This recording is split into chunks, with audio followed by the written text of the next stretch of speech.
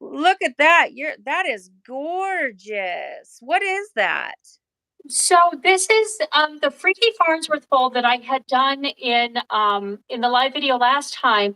I put it for sale, and it's at my office, and I don't have it here to show, but I have posted photos of it in the Belladonna Dyes group. So it can be seen out there. And somebody had wanted to order one in a different size. And so I tried to recreate that. And I ended up marking the wrong spot at the center. So this actually has the center down here. And this is actually what would normally be lower down on the shirt, but it still came out pretty cool. Yeah, it's one of those happy accident type of situations because that thing is really pretty. Thank you.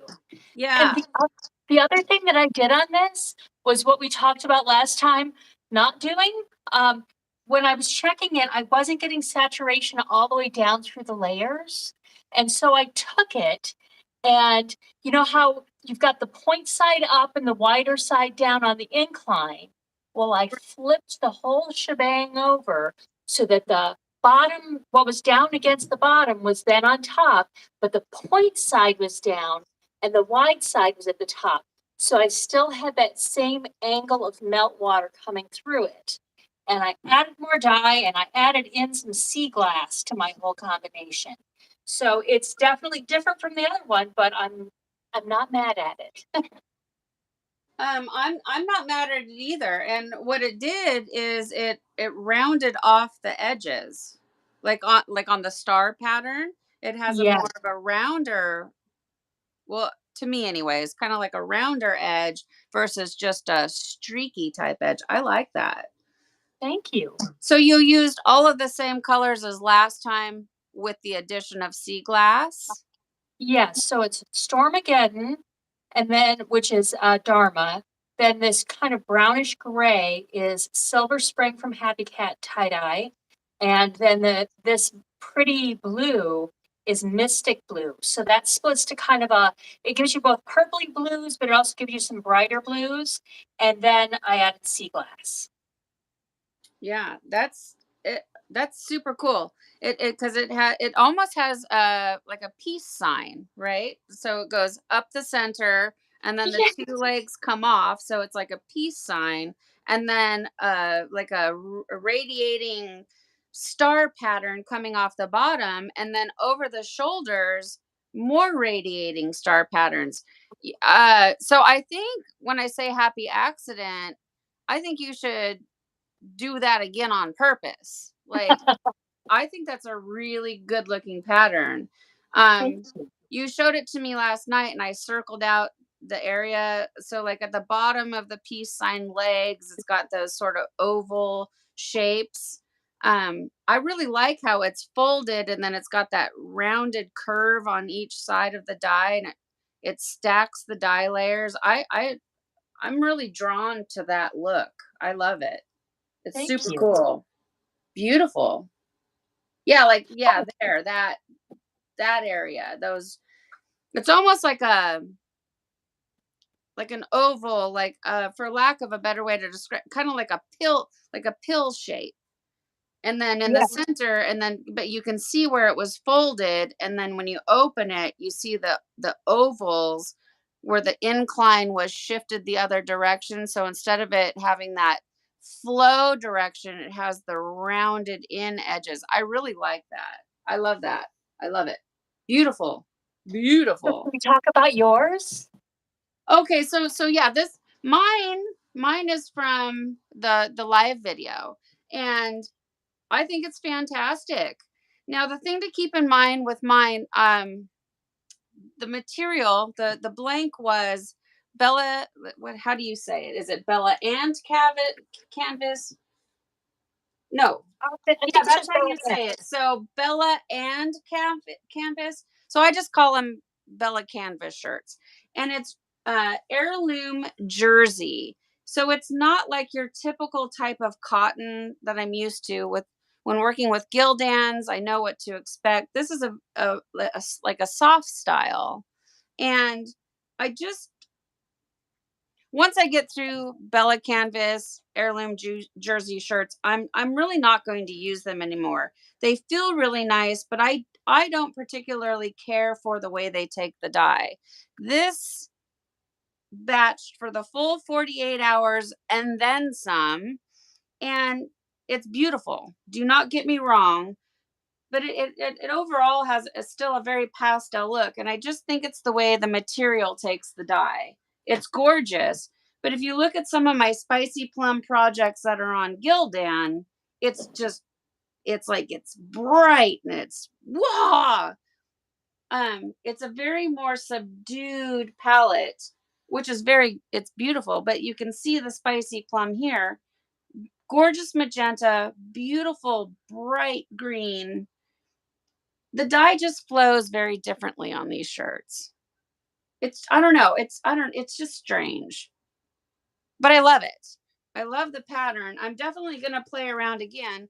And as you can see here, so we've got the starburst pattern coming out, and then the freaky part where we get freaky down here at the bottom, kind of like the kaleidoscope look down here. It's just beautiful. And what did I use? So I used Pro Chem Spicy Plum and then Happy Cat Tie-Dye Ice Storm. I believe that's what I called it, right? Ice Storm. That sounds right, yeah. Yeah. So the Ice Storm from Happy Cat Tie-Dye is the blue sort of periwinkle color here in the center. And then the Pro Chem Spicy Plum is the magenta and the green. Yeah, super pretty. So I'm definitely I'm gonna make more of these for sure. I'm gonna flip this one over and show the back. And if you guys relate to the conversation, so this is not Margo's shirt from or the hoodie t-shirt from the live. It's at her office, but you definitely can see it on Facebook. Is Facebook the only place to see it, or did you put it on Instagram or anything like that? It's on my website, margosdyes.com. It's actually up for sale right now. There you go. So you can see it on her Facebook page, but if you want to buy it, and I tell you guys, it is gorgeous if you haven't seen it, the one from the live. Your website again, say it again. I'm going to butcher it.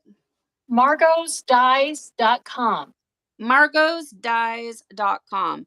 I'm going to link her business down in the description box when we get all done and the 24 hours and all that. I'll put a link right to your website so they can go in and buy it. But yeah, it's for sale. So well, all of this stuff is for sale, you guys.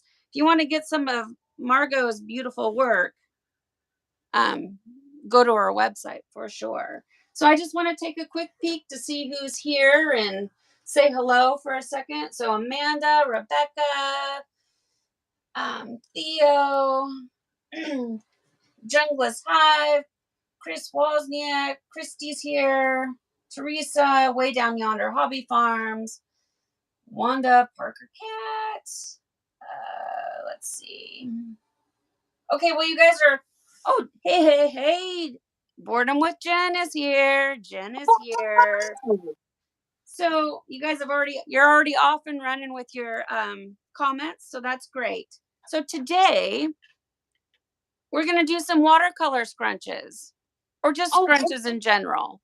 But can I just interject real quick? Because I have the muck, the one that was at the bottom of the stack that I wanted to show. Oh, yes. I forgot about that. Definitely. Please. Because I do still have that one here. Yes, and so I had shibori folded that. Yes. And so you can see the silver springs that came through, and then the blue is from the Mystic Blue. And then on the point that was pointing up, I put Strawberry Skies on that, and it just gave a little highlight to it. And the Stormageddon came through. This up here, this was the part that was closest to the other folded shirt. So the meltwater hit this first. So I think the Stormy Skies settled in up here. and then then Was the it? blue just soaked through. I don't want to interrupt, but I want to interrupt. Was it Yeah. stormy or strawberry skies? I'm sorry, Stormageddon. I'm sorry, it was Stormageddon that was the dark blue, and Strawberry Skies that is the pink. Okay, yeah. That thing is a beautiful for a twofer. Like, look at that. Two projects at the same time, and that beauty is there. I wish we did not have this delay. Because when you're putting things up, I can't see it. And then, but yeah, what are you pointing at there? What was I pointing at? The strawberry skies. Okay, well, because Yes. of that delay. Yeah, so the Yes. strawberry skies is the darker pink, and then the lighter blue was what was pressed up against the project, receiving all the muck water. Yes, well, there's these little darker blue areas, and those were the Stormageddon. And then there's even some of that grayish taupe color that's the Silver Spring. So it did manage to get a little bit of everything. So, point Stormageddon or Strawberry Skies? I'm confused. Do it again. Walk me through it one more time. Okay. Stormageddon was the dark blue. It's that dark, dark blue that's in this shirt. But Stormageddon is this very dark color, Okay. right? The dark grayish blue. Okay. Then there was Mystic Blue that was a brighter blue, and it had some touches of green. And then Silver Spring is the taupe color, and then Strawberry Skies is these pinker spots. Okay. Yeah, so pretty. You guys, I'm gonna have to start making these. I love it. It's so pretty. And I love the white. I love the white space. The white space lets the colors, lets the pattern show. Yes. I love it. Thank you. All right, so everybody start making your twofers, and we're gonna start doing Margo, you and I are gonna have to do just a t-shirt shibori fold because we did it on the towels, but we need to show it, even though it's the same, we need to show it on a t-shirt. You bet. So let's plan for that in the future for sure. I love it. So, okay. So today's live video, it's going to be we're trying to keep it somewhat quicker than the 2-hour mark so that it doesn't go haywire, okay? But what we're going to be doing is the watercolors, the tall deep scrunch, that type of thing. This is what Margo's going to teach us how to make this. Look at how beautiful that is. So, Margo, why don't you tell us what we're doing today?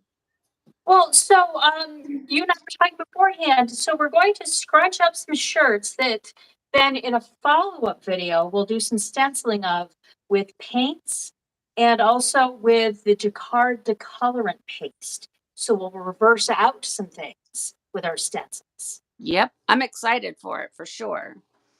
And the other thing that we're talking about doing is we're going to do a variety of scrunches. So we're going to do some experimental stuff.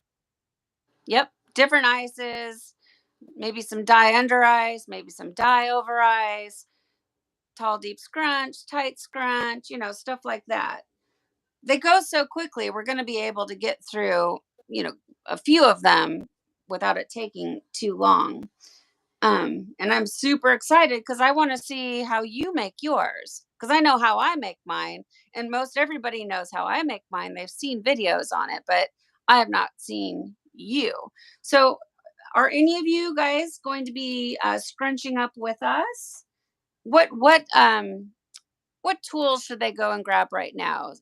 Baskets, rubber bands, what should they grab? Barriers for ice dye. If you use baskets that you need the little barriers for. One of the things that I wanted to do with my experiments is, if some of you have seen the hoodies that I've done as the bucket dye, which is kind of an extreme tall deep scrunch. What I want to do is actually make some you know, these flexible cutting boards, I want to make some tall, one tall tube to do an extreme tall, deep scrunch with, I use the mailing tape to tape those together. So that'll be one of the ones that we do. And then the other ones, I think I just have baskets. I do have a wire basket to do one. And then one of the ones I wanted to try doing was sort of a low water immersion. So I'm going to scrunch it down super tight and I'm going to have it in the muck here. And I'm going to add just a single layer of ice cubes on it. It'll be dye under ice and we'll see what that does. Do you think, well, the ice probably wouldn't melt quick enough, but let's say the ice did melt quick enough, we could almost do the whole low water immersion. I don't think the ice will melt fast enough, but if it did, we would be able to start to finish a low water immersion if the ice melted. You know what I mean? Well, I have that my Fuji hydrator. So I could set that one up first under ice and go put it on 158 degrees and see what happens. Yeah, I mean, we could, because I won't have a way to make my ice melt faster other than maybe stick it out in the sunshine. But once it melts, then hit it with the flush. But why don't we? Why don't we try to start with your low water immersion, because that would be a really good teaching tool to show, because you couldn't start to finish within an hour to make a shirt. I mean, do you Well, think? yeah, well, and one of the shirts that I pulled out, it's a bamboo rayon, and those tend to batch faster. So Well, I'll use that one. perfect. So Okay. this is a bamboo cool shirt. Somebody I had bought one of these from somebody, and it's a nice shirt. I haven't dyed any bamboo yet. I've just cotton and rayon. So please explain your process for low water immersion. Have you pre-soaked the shirt, pre-washed, pre-soaked, that type of thing? I have pre-washed and pre-soaked all of my shirts, and Okay. they are all spun out in the Panda dryer. So I'm starting at the same place with all of the ones that I have here.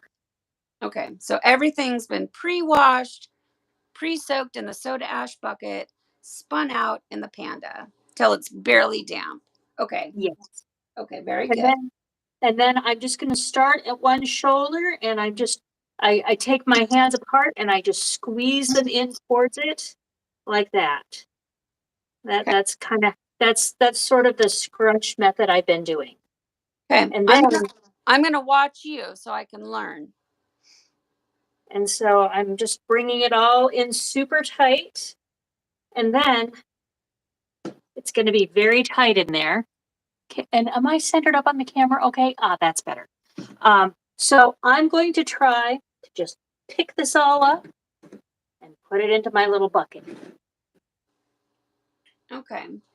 And then you And guys keep in mind that any special tools that Margo or I happen to use during this process, once it goes into a video, I will get the links the best that I can and put them down below. So anything that she's mentioning that we don't know about, we'll put down in there. And I also, while Margo is doing that, I don't want to interrupt what's going on, but I want to get the giveaway, the raffle started, so we have time to work on it. Okay, so just real quick, and I don't know if you guys can see it. Some of you know about this lady. She's a beautiful stencil, gorgeous, and I have two of them that I want to give away today. Okay. I'm gonna find my measuring tool here, and my measuring tool, like, I don't, my yardstick. It's 20 about 23 inches by about 17 inches. It's humongous. This goes on the back of a full size shirt or a dress or a tapestry, something to that effect. She's gorgeous. Yeah, she's hard to see. Anyways, this is only for during this live, okay? If any of you watch this after the live, it's no more. I ran into some trouble on the last giveaway, you guys, and after today I won't be doing it like this anymore. I want you guys to choose a number between 1 and 3,000 and put it down in the comments. So just put in a number, okay? And then I'm going to give away 2 of these. So I figured to keep it fair, whoever's closest to the number and whoever's over the number but closest to the number, each of you are going to win one of these. And if you don't want to win, don't give us a number. I've got the number. Margo has the number.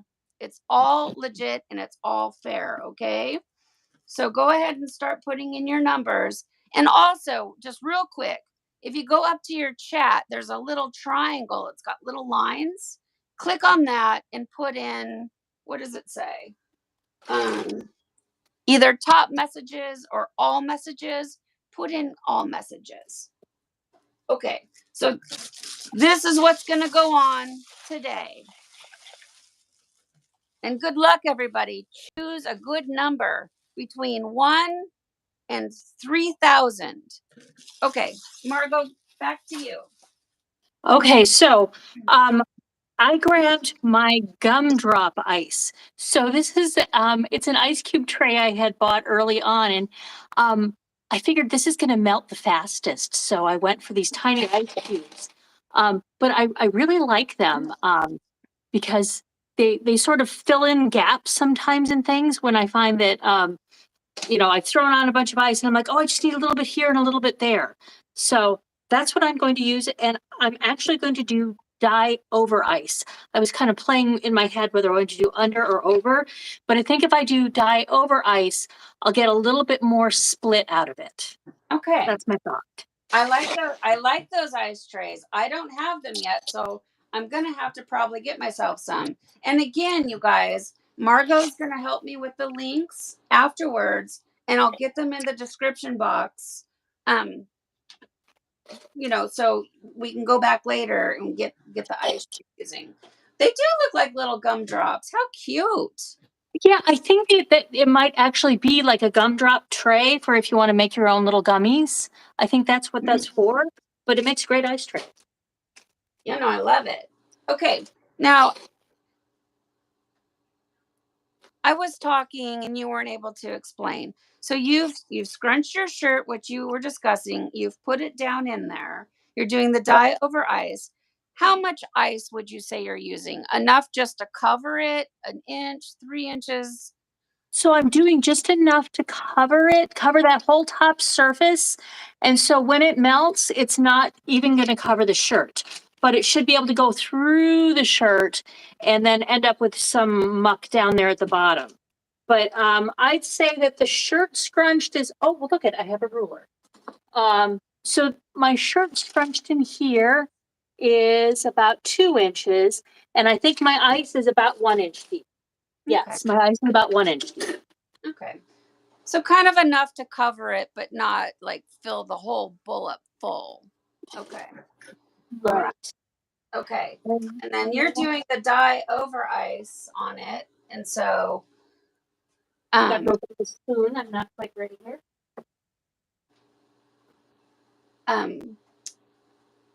What colors do you think you're going to be using today?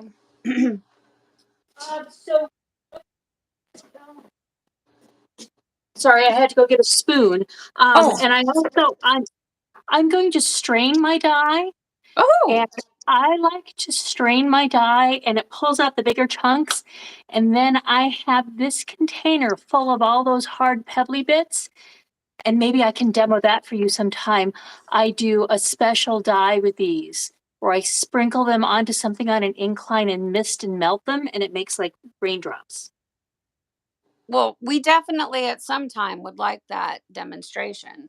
So for now, we're going to get the dye on the project. she's going to save it for us. And on another video, right? Another Yeah. video teach us a whole nother technique. Cool. I'm excited.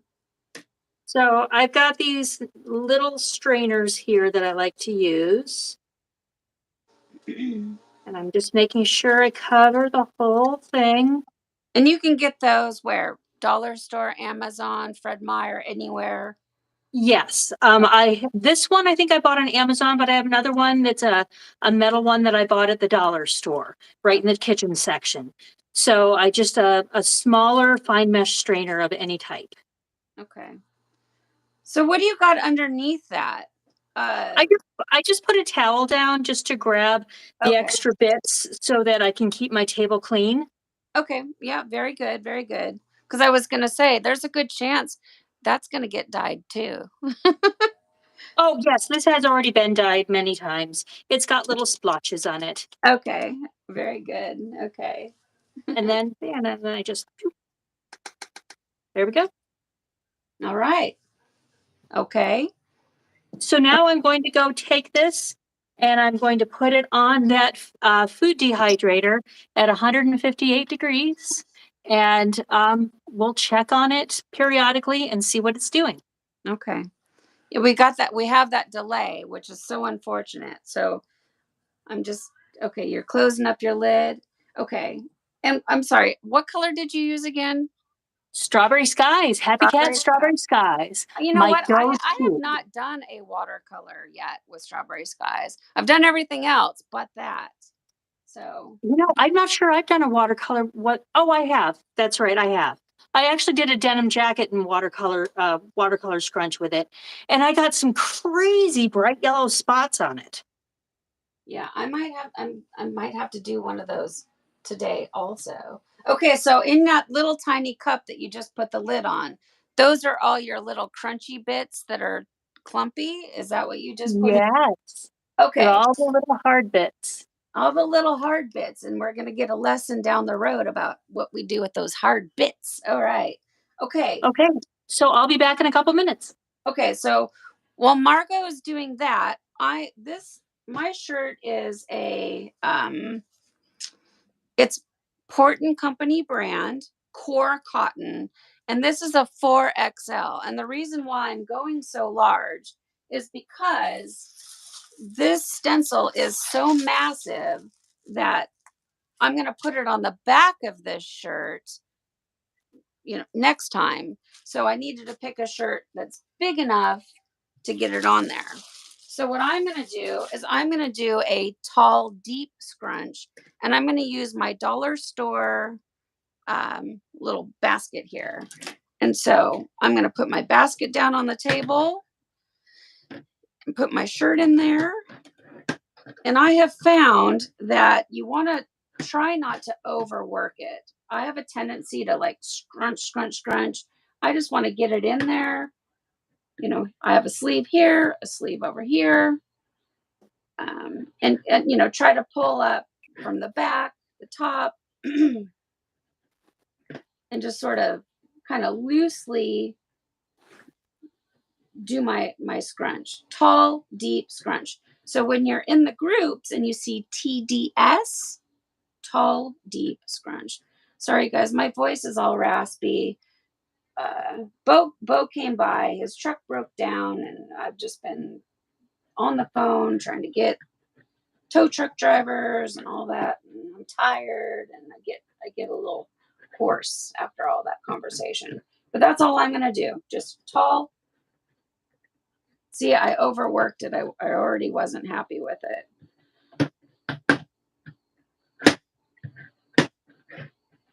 And for mine, I'm gonna use I don't know if I should do dye under ice and dye over ice. I don't know. So what's the effect from doing both dye under and dye over? Say that one more time, Margo. What's the effect from doing both dye under and dye over? Well, for me, I find a lot of oversaturation. But when I do, like if I do, well, I can do both of them. I can do a dye under, dye over. But when I do them on the same shirt, I have more pigment right where I put the dye under, and then when I do dye over it, it just fills the whole shirt in. I don't know. I think what I'm going to do on this one, I'm going to use a color I've never used before. So I think what Ooh. I'm going to do is just all dye over ice. Okay.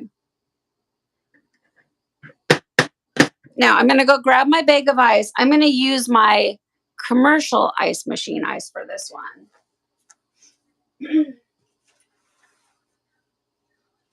Yeah, go ahead. So one of the things that we were talking about doing is playing with using different shapes of ice on this. So on that first one, I used the little gumdrop ice. I got some spherical ice I'll use on another one, and I'll use some ice cubes on another one, just so we can see how much that might affect things. Me too, totally. So for this one, I still feel like I want to work with it, but I'm gonna leave it. Now, this has been in my freezer for 2, 3, 4 months, and it's really hard frozen. But this is my commercial ice machine, and you guys have seen it in tutorials. And if you haven't, go check it out. I love this, but I have to bash it because right now it's just one big old brick of ice. So, I'm gonna, Margo, do you want to start another scrunch while I'm over here bashing? Oh, sure. So I've got my shirt laid out here, and which one was I going to try next? So I had this idea. I don't know if any of you have watched the videos I did where I did kind of a scrunch fan where I just, picked it by one spot and fanned it out, and then I would do an incline, and it um, just gives a much different effect from a nicely pleated fan fold. So I thought it might be fun to try doing a scrunch that way, where I sort of push it and try to push it into some random folds like that. Uh, I have no idea what this is going to do. I And like it's the idea of it. It's gonna be a watercolor, like, loose, it doesn't have to be precise. It's just gonna be, yeah, I love that. I'm only I've got to experimenting. I need to go to my panda really quick while you're demonstrating this because I had to soak 2 more shirts really quick because I want to try to do a twofer. So Oh, I'm gonna go and grab those and get them spinning so I can get them down underneath. I'll be right back. didn't think about setting up a twofer. Um, so yeah, it's this is not something that I have done before, so I'm just making it up as I go, as I often do.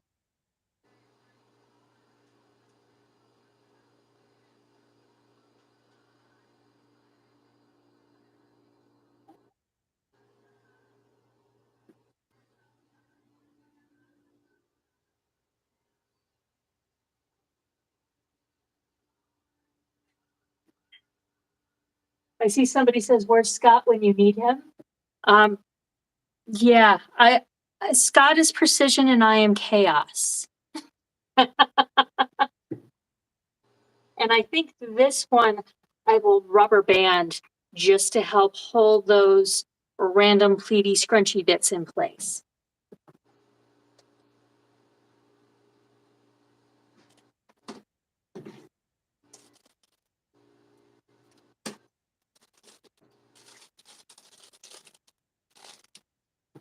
So here we go. We got the nice stretchy purple bands. And on this one, I have pulled out some kind of funky dyes. I pulled out Happy Cat, Black Magic, Torchwood, Desert Storm, and Rust Monster. And I haven't really used, the only one I've used on a project so far is Black Magic. So it'll be kind of interesting to see how these interact. So I'm back. I'm going to have to watch the replay because I want to see how you folded it up. But I got those spinning out. So when oh, hey, okay. So I was asked about if you were to buy the bags versus jars with Amanda, what does it look like? Can you show how the dye comes in a bag again? It looks So, very, very well packaged, you guys. so she stopped using these bags though. Oh, she Um, did? Okay. yes, she was running into some kind of problem. I think these bags might have been breaking in transport. Oh, So she stopped using these and she's gone to heavy Ziploc bags. okay. And I have some, actually, I can go get those. While you do your thing, I'll go grab those things to show. Okay. So, I think for this one, I'm gonna do some traditional colors. I'm gonna choose purples and pinks for this one. So, I'm sorry, you guys. Like I said, we were broke down at the grocery store right before going live, and so, well, I'm never prepared for my dye colors. You know that, but I'm really not prepared. So, I want to. What I want to do is deep purple. I just got to figure out where the heck my deep purple is. There it is. So I want to do. I want to do some deep purple. Just real easy. I want to do a light color like orchid or something like that. Um, So color. Go here's ahead. the here's the Happy Cat in bags. So I haven't taken these out. They came in. So she's got the little labels on it. And I pull these labels off and stick them on my jars because this is one of my reused jars. And I took her Happy Cat label and stuck it on there. But when she sends you a jar, this is what the jar is like. There we go. Okay. Okay. So they're not coming in those the fancy holographic type bags anymore. They're just heavy duty because that was the big question. Because you can save $1 by ordering the bags versus the jars. For me, and an overall shipping too, you guys think about it. The shipping's going to be less because all that weight of the jars. I just need to have jars because I'm too messy and that I need to have jars. But the bags are just fine if they work for you. I need a dark purple. So I'm going to do deep purple. No, sweet pea is going to be too light. I'm sorry, you guys. What about peony? Peony splits with blue, then that's really pretty. Yes, it does. It's beautiful. It's very red though. Like the color itself is, I mean, it's purple, but it's more red than it is. Here's the problem. All of my dyes are over here from past projects. You guys, I recommend that you try to be very organized, and when you're done with projects, put your dye away instead of having it all around your room. Oh, okay. There's my orchid. Okay, so I'm gonna do on this one. I'm gonna make a purple shirt. So I have this other container. I'm gonna elevate mine by doing it that way, and then I'm gonna stick it into my under the table or under the bed container. Oh no, I thought it was wider than this. Oh shoot, I was gonna try to put 2 projects in here. I don't think it's gonna fit. Let's see. Oh no, it will. Perfect. Okay, because I want to do 2 in this under the bed container, so I can put 2 side to side. And then what I'm gonna do is I'm gonna put another project up underneath it. Okay, so I'm gonna do deep purple. What do you think about doing deep purple and like palomino gold? Ooh. Or maybe something, I need a bright orange, like maybe marigold.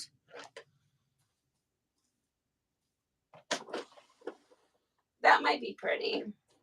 And marigold has little touches of black in it, doesn't it? It Doesn't does. get like, yeah, that could be really fun. Or ooh, I just got all of a sudden, the little ladies with their purple and red hats. What about red and purple? Ooh, that might be too dark though. What about ginger snap? I don't think I've never used it. Is that Dharma's special order color? It is. We actually just used it this weekend. One of my best friends came out for the weekend and we did a coat of hers in that. Came out really cool. Okay, so ginger snap, deep purple, and maybe that's enough. Deep purple doesn't really split all that much though, does it? Yeah, but the ginger snap will give you like some hints of brown in there. Yeah, some deep purple. Do you think maybe I should do a really dark purple, like imperial purple in there too, to have some variation? Or yeah, and imperial purple's kind of reddish too. Maybe I'll do that. Let's if I can find it. Or power berry. No, power berry is more navy blue. Well, you just keep going. Don't wait on me. I'm just All right, I need to go grab some spoons. okay. Grab some spoons. There it is. Okay. So for me, I'm doing the I'm gonna do dye over ice. So I don't think it can be seen very well. Okay. So it's coming in crooked, you guys. So now my ice has been sitting on the floor and it's melted a little bit.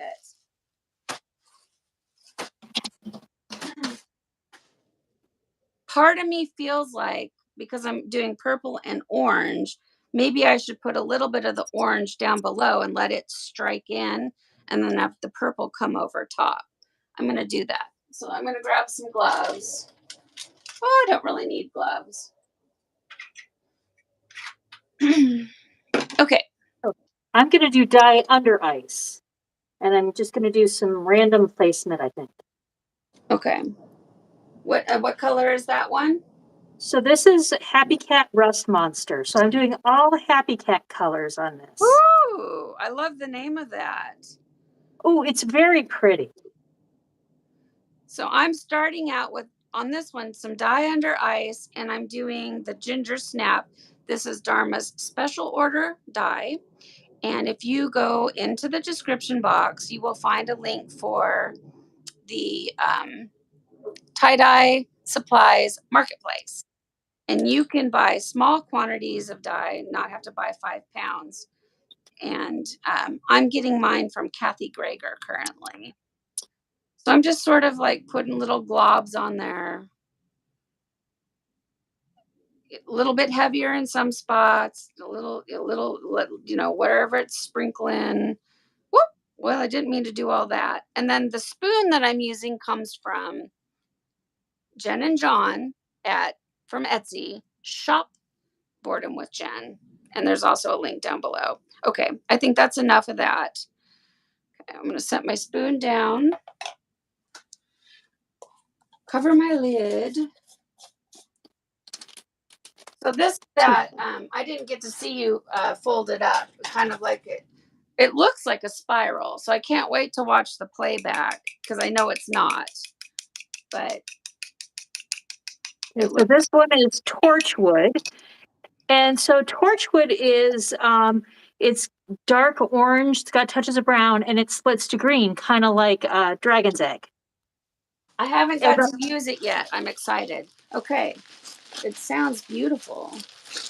And the other one that I just used was Desert Storm, and that's like it's a pretty sand color, like a taupe color, but it splits to some blues. Where did you get that swatch? Did you print it off the computer and then tape it down?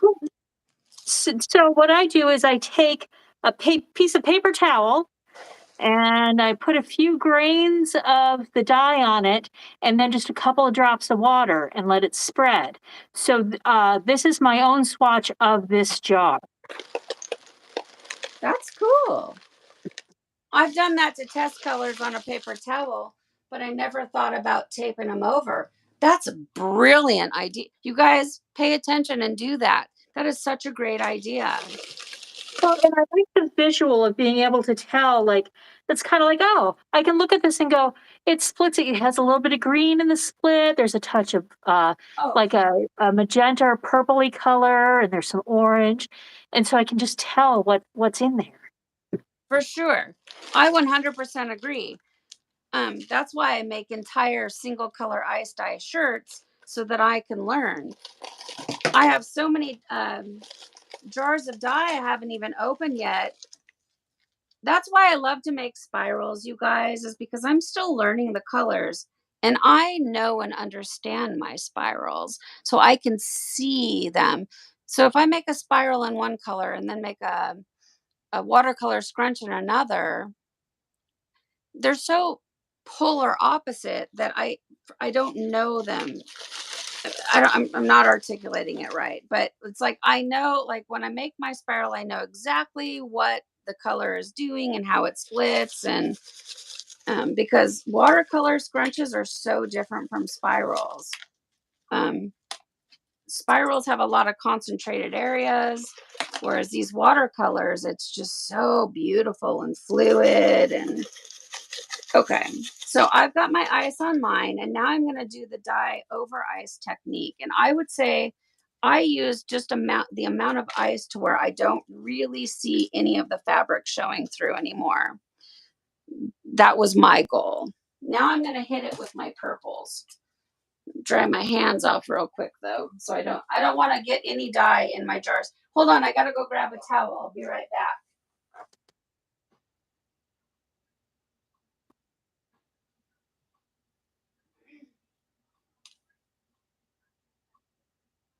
So I'm just putting on some Black Magic now, and I can smell the turquoise in this. I don't know if we had talked about that, but certain dyes I know I can smell. And this one I can definitely smell that turquoise color in there. And I'm trying to go kind of light in some areas because that white area gives the dye that room to really bloom and show its different components. There we go. So now I have to decide, do I want to do square ice on this? Or do I want to use, let's see, I have like the usual ice cube tray ice. Because this is going to be dye under ice. I think that gave me pretty good splits on the shibori. I have some spheres. I was thinking about doing spheres on one of the other ones. Or I have like commercial ice. Got a bag of that. Anybody have thoughts? It's looking good so far. Now, I didn't do any sprinkle of soda ash or anything on mine. I usually do it after I add my dye. So, changing topics from yours, but yeah, that looks good. So you're gonna put your ice over top. I just walked into what now? What was the question? Well, no, I was just trying to decide which ice to use on this, and I think I'm going to go with the cube ice because that gave some really nice flows on the shibori, and I've got kind of these sharp angles I've created with these folds, so I think that might be nicely complemented by the cubes. So I'm gonna go grab cubes. Yeah, do it. I'm curious for sure. So I did the dye under ice with the ginger snap from Dharma's special order. And now that was imperial purple that I just put um, on. And I might add a little bit more. So I'm gonna put my spoon back over here. Imperial purple. Part of me says do orchid, but then I'm thinking like, oh, it might not be dark enough. What if I do amethyst? Some magenta. Ooh, that might be pretty. I'm not gonna do it if I can't find it though. But amethyst is my favorite color. Let's see. I'm sorry, you guys. I'm scattered from being stuck at the store. Truck broke down. That kind of thing has got me all kind of flustered, and I'm rushing, and I'll be better. I promise. I promise you guys. Where is my amethyst? Oh, don't do what I did. Do not put your dye jar in the container where you're going to be having ice melting. That was a really bad move on my part. Don't do it. Well, I can't find the amethyst. It's always usually right next to me because I use it so much, but okay. Shoot. Are you guys getting your numbers in? Because as far as I can tell, I'm not really seeing a lot of numbers. Oh, I see some. Okay. Keep going. If you're late, Amanda, are you there? Yeah, okay. So Amanda, help me out. Periodically just remind people that we're doing a giveaway. Pick a number between 1 and 3,000. And at the end of this, we're going to try to figure out who the winner is. There it is. Amethyst. Okay. So I've got the Imperial Purple on there. Now I'm just going to put a little bit of amethyst. Amethyst is purple, but it's a little more magenta. And I love it. And I'm trying not to go too heavy, but you can see already it's more pink. And it's amethyst from Dharma's regular list is like one of my favorites. Okay. So I feel pretty good about that. Like I don't want to overdo it. I have a tendency to want to add too much dye to my projects. Okay, and I can see Margo is very strategically placing her ice cubes. Did you buy your ice cube trays special from somewhere, or are they just dollar store? I think I bought them off of Amazon because I could buy a multi-pack. So I bought 8 of these and I wrote on them tie-dye because then I don't have to worry if I get a little dye in the ice cube tray. It's like, it's not for human consumption. Yeah. And so they're just labeled that way in the freezer. And company comes over and they look in the freezer for ice and they're like, tie-dye, what? Yeah. Do not eat my tie-dye ice cubes. Yeah, no, that's good. It's good to keep track of what you're doing. So I feel pretty good about that. Now I'm going to, for shirt number 1, I'm going to add a quick little sprinkle of soda ash for good measure. Now, part of me feels like doing just a tight scrunch, but then part of me feels like for this, maybe I should throw down a spiral underneath there because I love purples. The orange might get swallowed up on this one. It might vanish altogether. I don't know. So what I'm going to do real quick, you guys, I'm just going to set this first project off to the side while Margo's doing that. I'm going to clean my table off real quick. I can already see that amethyst working. Amethyst is my favorite. I love it. Okay. So here's where I'm using these little gumdrops to fill in some of my holes. Let me see. I got to see. Yeah, perfect. That's exactly what I do with my ice machine or my nugget ice. I will go over top and add a sprinkle and it'll melt down into the empty spots. Okay. So I got my table cleaned up in between. I like to put the dyes that I just used into a basket. And then I've got baskets all around my dye room, you guys, because I can go right back to it if I need to. So let me get this out of the way. Okay, and I'm going to move mine out of the way too. Okay, now I'm going to take this shirt and I'm going to spiral it really quick. Margo's going to have 10 shirts done before I even get myself acclimated to the fact that we're making tie-dye. Okay, so I'm going to fold up my little, because I can see I've got some dye crumbs on there. And so I'm just going to fold this up out of the way and then I'll just bring it back out when I go to do my dye again.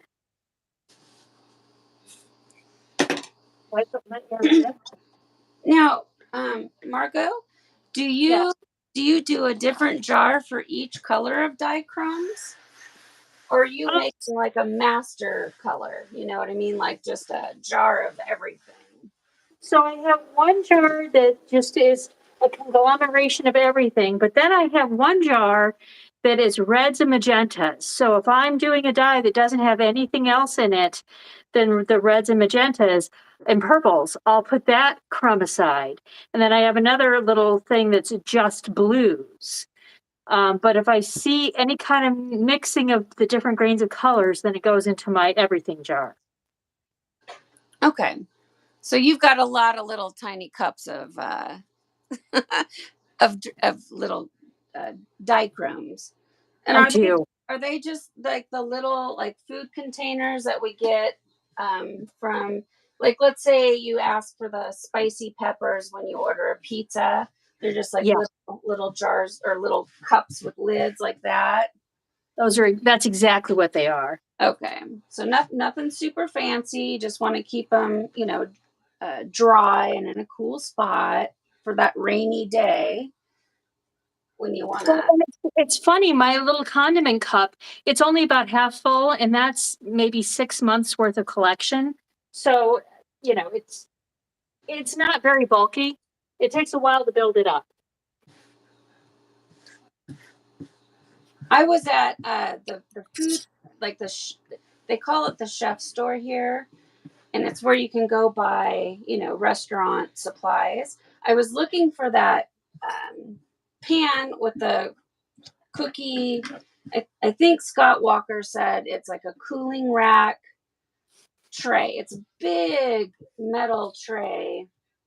And I was trying to find that because I want to start saving my dye like he does, like what you're doing in a way, but just make a hodgepodge.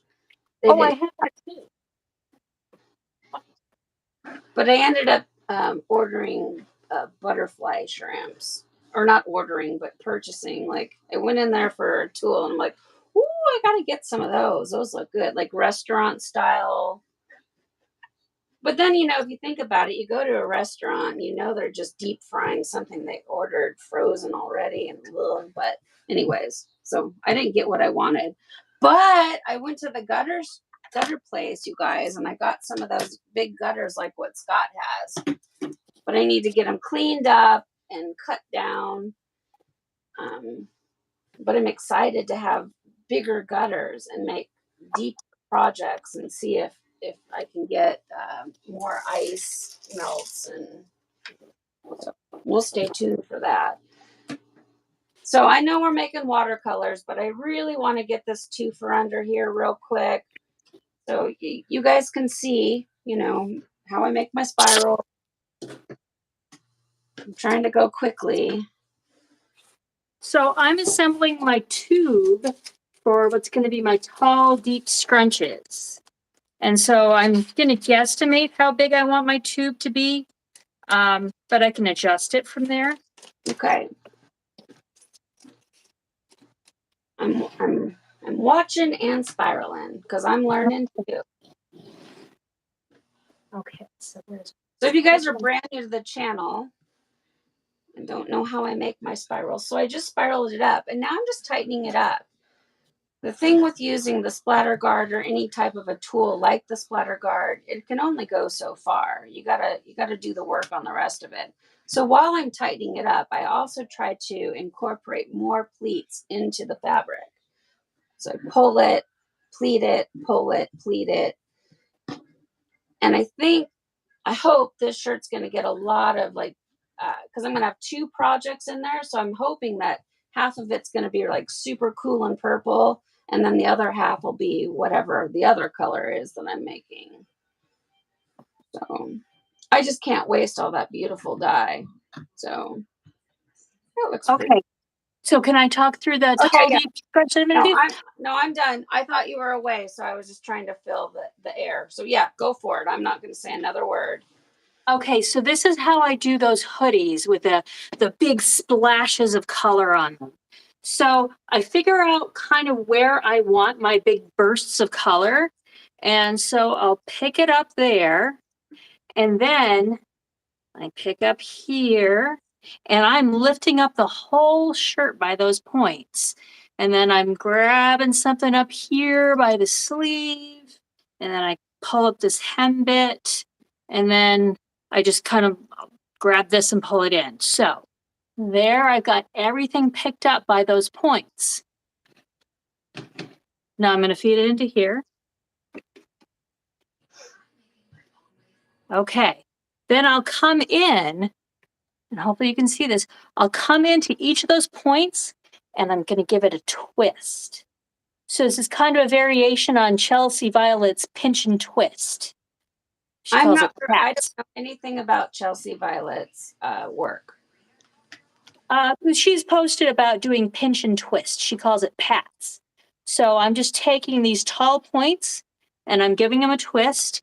Now I look at that and I can see some gaps where the ice could fall all the way through. So I'm just going to close my tube up a little bit. And I've never done this on a t-shirt before.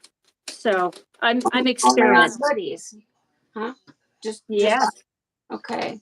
Is this So far. considered a bucket dye or no? Well, so with the bucket dyes, I muck, and I was not going to muck this just to see how that might come out differently. There, so I've tightened that up in there. So now the ice isn't going to fall through, but I don't want to muck it. I want to see if I get like some really cool flows coming through. And then I was planning on using dusty purple. And dusty purple is Pro Chemical and Dye. Yep. And teal green is from Dye Spin. I love this dye. My jar is almost empty. I have a 1 pound jar to open up next because I use it a lot. But I thought these might be really pretty together because on my little paper towel swatches, you can see how that teal green splits out to a blue. And on the dusty purple, it's splitting out to like this yellowish green. And I thought that where those hit, I might get some really cool greens. I don't know. We'll see. Yeah. So my dusty purple is a very purple and magenta with some green and a lot of gray. I was surprised at how much gray my dusty purple has from I've ProChem. never noticed gray. Interesting. Yeah, like where it's really faint. So it's not a lot of gray, but like where it's really at the wisp edges, it has a gray to it. It's a beautiful color. I love dusty purple. Okay, So I'm gonna go grab some ice. okay, you grab ice, and I'm just gonna show how I'm gonna get my spiral up underneath here. I should be wearing gloves, you guys. I don't want to get my hands all stained up. So what I'm going to do is I'm going to throw my spiral up underneath here. And I wonder if I should, well, no, for the sake of experiment, I think maybe I should just leave it alone. Part of me feels like maybe I should put a little bit of sprinkle of dye on it, just maybe help it along. But why don't we just go full on experiment here? So I'm going to put my spiral down underneath. Since I have a basket, all of that's going to drip right down on top of it.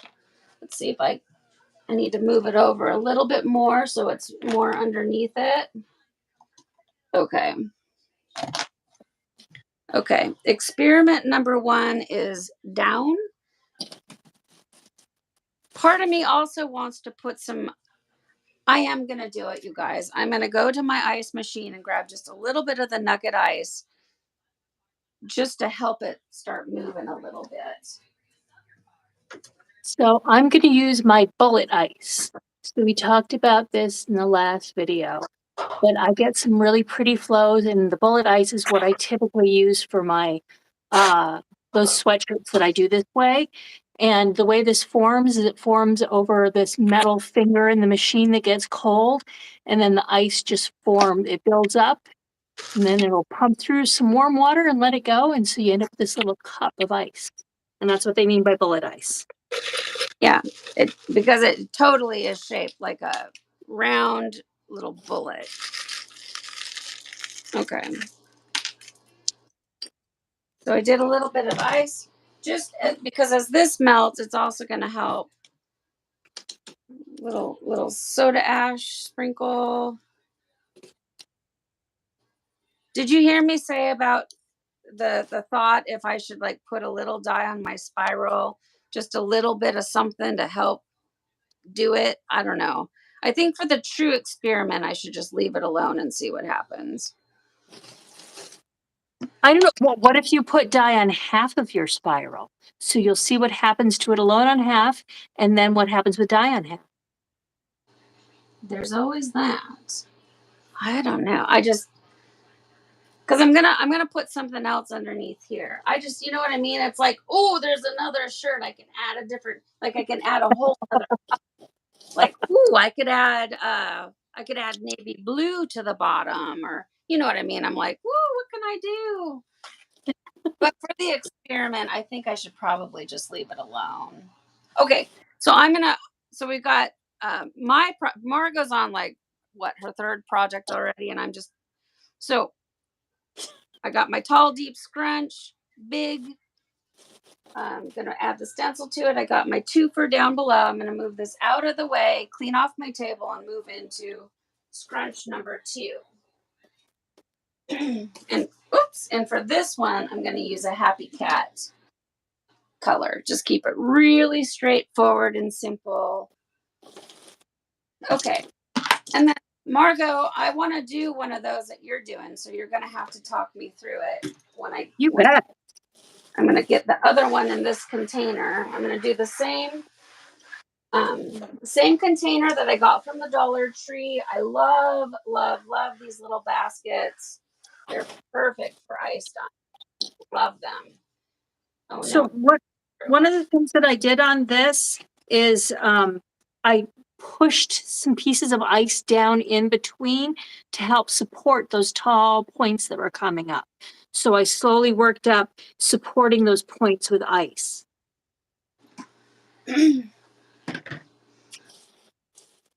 So the tall peaks in the fabric? Yes. Okay. Yeah. So instead of just dumping my ice in, I wanted to keep those points high. So I kind of held them up and shoved little bits of ice around them. I'm gesturing here and noticing I'm not seen on the camera, but I would hold a point up and boop, boop, boop, boop, put the little bits of ice around. It takes that delay. Well, you should be able to see yourself right away, but for me, that delay makes me wait and watch. So, you guys, have I frozen up? Oh no. Well, we're not even an hour in. Well, it's me. I didn't plug my phone in. All right, let's just give it a second here and see if I'm gonna take a peek at it, you guys. I am so sorry. I Margo did say, should we maybe postpone? And I'm like, no, but my brain is a little bit. Yeah, okay, there we go. I can see it. I'm a little flustered from the car breaking down, AAA, that kind of stuff. So I'm just trying to grasp myself, but it will be okay. As soon as you guys see it come back, I can see it moving, but it might take a second. I can see it moving now. Okay, good. Okay. Yep. That's my fault. I didn't plug in. Okay, and then just again, you guys, if you're brand new coming in, you missed out. I'm going to be giving away this amazing stencil. A lot of you have seen it in a reverse dye video. She's a big one. She's a beautiful stencil. It's one that would go on a dress or a tapestry or down a larger size shirt. To enter in, you need to choose a number and try to pay attention. Scroll through the previous comments. Choose a number between 1 and 3,000, and whoever is closest without going over gets one, and whoever is closest going over will also get one. Okay, so just make sure that you get your entry in. Margo and I know the winning number already, so it'll all be fair. Okay, so I'm going to do a wiffle ball watercolor on this one. So the last one I did was a tall, deep scrunch. And then I'm going to, while you watch me do my scrunching, I'll be quiet. And so Margo can do explanation on hers. So can you guys see here? I'm going to scooch this over a little bit. So I'm just kind of like laying down some veins of color and leaving some little pockets that I'll fill in with the purple. And I just want the edges of those two colors to touch so they can intermingle a bit. And I'm really not sure how much dye to use because I haven't done this on a t-shirt before. So hopefully I'm not going too heavy, but I want to leave enough room that these splitting dyes can do their pretty splitting thing. That Right. room to bloom. The room to bloom. No, it's true though. I have a tendency, like when I go back and I watch my videos from the beginning, and I only had, 5 colors and then 10 colors. I was very sparingly left a lot of white space, and then, over time, as I was able to accumulate more dyes, and I watched back the videos, I realized how over heavy handed I started to become, using way more dye than is necessary. A little bit of dye goes a long way because, like Margo just said, room to bloom. You need to let the dye breathe in order to see what it's going to do. I mean, it depends on what you're trying to do. I mean, some things need a ton of dye, but for the most part, no. You want to see those color splits and see them blend. And also, when I first started tie dyeing, and I'm curious, Margo, if you were the same way, maybe not, but if I saw white on my project, I felt like I had failed. Like Absolutely. I didn't do a good enough job. There's white left over. But when I started making the the single color ice dye swatch list for Dharma and purposely leaving white, I found a whole new appreciation. The white space really makes the colors look beautiful. So if you're brand new, if you've only made a couple of shirts, projects, whatever, don't beat yourself up. White is a good thing. Well, and it'll be cool because, like, sometimes if you have a little pocket of white that ends up in there, you can end up with like a halo of another color around it before it hits some of the deeper colors. So there Yeah, might be a really pretty yellow halo or a blue halo around that pocket. Some neat things can happen. I 100% agree. I mean, really wholeheartedly. But it took for me trying something different. Like I said, purposely making the white space to appreciate the beauty of the white space. And then, you guys, you know what it did? Then it became a competition within myself. Can I rinse and wash this out and maintain that white space? You, you know what I mean? Like, can I do a good enough job to make sure the white stays white? So I don't know. Only tie dyers would understand what I'm saying. And I've heard people talk about using a Dawn dish liquid solution and putting it down over that white to help hold that white while they rinse out. Yeah, I've never done it. I've never needed to. I mean, I think that is a good idea. Or, I mean, I don't know. Okay, sure, that sounds great. Good idea. I've never had to do it, and I'm not going to knock and say, "Oh, you shouldn't do that." I've never tried it, so I can't speak on it. But I've never found it necessary to do that. With liquid dyeing, I have done things like use the thick water to hold in white space, but during the washout, I haven't done anything. So that looks beautiful. So real So quick, oh, go ahead. is that sodium alginate for the thick Yeah, water? yeah, the sodium alginate, the thick, yeah, to make my thick water. And I have a video on it, you guys. If you're like, what is that? I actually have a couple videos, and then I have videos where I use it. So if you type in thick water, like if you do hashtag thick water in the YouTube search bar, it'll pull up my videos where I teach how to mix it, where I show how to use it, all of that. So just real quick, um, so I have my wiffle balls down here and I've got it all scrunched. And now what I like to do on my wiffle balls is I just sort of take the top of each wiffle ball and I just kind of give it a little twist, like a little, I don't know, like cupcake frosting or meringue, or I don't know. And I just kind of give it a little twist on each one to sort of help get even more um, grooves going on. So I got my wiffle balls down there. I love making these wiffle ball watercolor scrunches. Now, for this one, I think I also want to do dye under ice and dye over ice. Margo, do you do wiffle ball water? I've done a couple wiffle balls. I did one with Stormy Sky, but I didn't do. I love your little frosting twist on top. That's really pretty. yeah, it just kind of helps give a little more of the like little pleats, just a little more interest in there. So what I do is I will do like I'll make my wiffle like because they kind of come out opened up looking like flowers. So I'll put my die on top of each one, and then kind of down and around the balls. It's like the valley of the shirt, and I'll choose another color.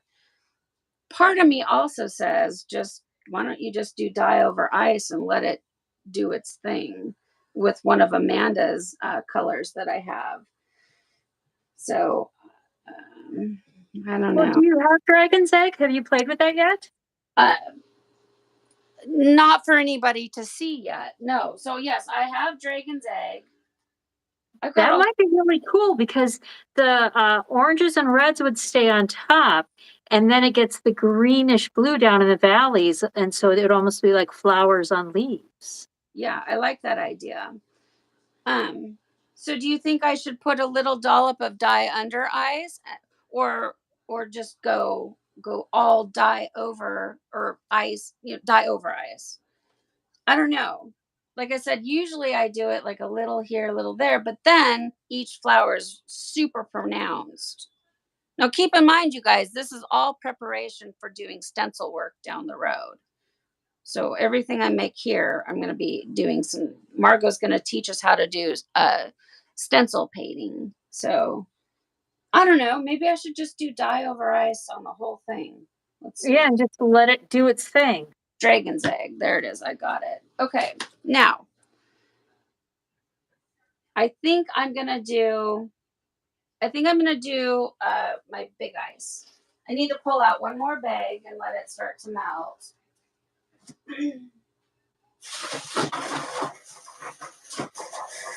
Oh no, I thought I had a lot more ice than I did.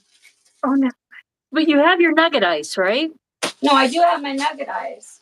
Okay, Margot, I know that my machine might be loud. Do you think if I was to turn my machine on and then about every 9 minutes it's going to make a bang? Oh, that should be fine. Okay, so I'm going to step over and turn on my commercial machine really quick.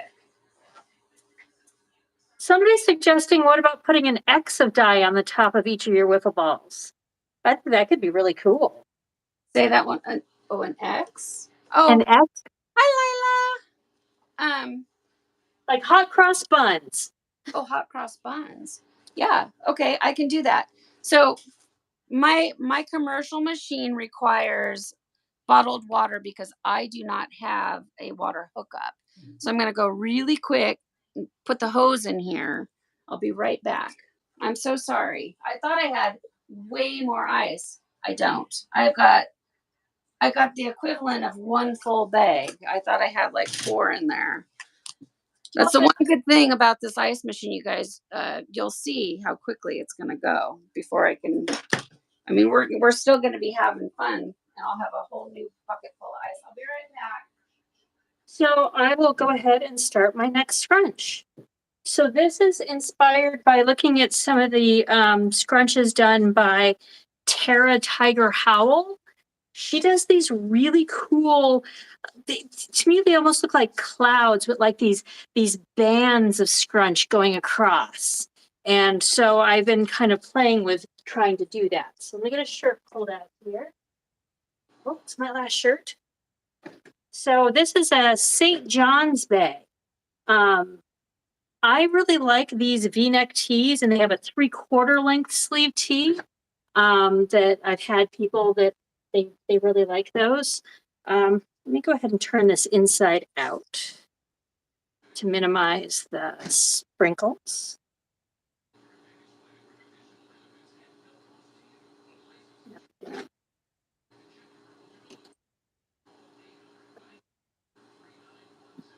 And so what it looks like she's doing is you kind of grab a hand. Let's see, can you see my hands on here? Yes.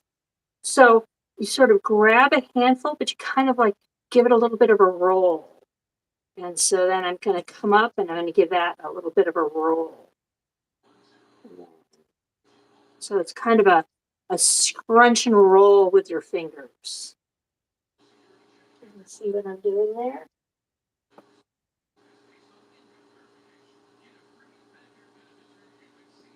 Still bringing it in to give a little bit of lift, but I still want that kind of more horizontal effect in the scrunch. So I'm gonna grab and sort of roll it. Grab and roll. Roll. Roll. Sometimes I feel like these things go a little too fast, but yet I don't know if it would make sense to do that any slower. So I'm going to band that up, and I'll be sticking this one in. I'm going to use these colander baskets, and I'm going to use ginger snap and velvet orchid. Steph, I had these pulled out before you even mentioned it that I'm doing Oh, purple and orange. see, great minds think alike. Yeah, that's awesome. So for you guys that are maybe considering getting an ice machine, that this is kind of good. You can sort of see. So what I did is I took it out to the hose. I got this at Lowe's. I think it was about $15. I reuse it, but if you get the ice machine and you don't have a water hookup, it's really important that you get the type that you have to pop the top off, and it's got this flange thing in there, and then you pop it back down. A screw on and screw off doesn't work in the machine. So I'm going to go over there and you're going to hear me go, oh, because this thing is heavy. But here we go. I'm going over. Oh boy. All right. I thought I'd cleaned my table enough, but apparently not. So when I dye here at home, I don't I do my scrunching and folding and everything on one table that never sees dye. So I don't have this cross contamination problem. So I have my dyeing area where all of that happens, and then my table where I fold and scrunch. And that's also where I do like all of my mailing from, is like 10 feet away from it. So I never worry about that happening. But I thought I'd gotten all the dye off, but look at this. Ah! I'm dyeing it with velvet orchid. So maybe I'll flip this side up and just make sure I get the velvet orchid over that spot. But darn it. Darn it. See, look at that. I'm hearing darn it. What happened? Uh-oh. Well, so I was explaining how I've got my folding and scrunching and tying station. I've got one table for that that's like 10 feet away from wherever I do my dye application. So I never have this happen usually. And I thought I'd gotten it all off, but there must have been a crumb that rolled off that towel that I was putting down. Oh no. Well, so I'm going to be doing velvet orchid. So I'll do it this side up and I'll place that purple right over that navy blue. Oh, it'll be fine. That'll be fine. You Yeah. discovered it, and the color will be so similar. You can fix it. That's the one good thing I like about having a white table, because I had the black table, which was causing all the problems visually. But when I'm having the white table, I can see. If I've got a mess to clean up, I can see it. On the black table, I couldn't see it. And Margo, do you want to tell about your new table? So you guys, last week a lot of you were saying it was kind of hard to see Margot's detail in her towels. So she got herself a new table. Margo, do you want to tell people where they can find a table like yours?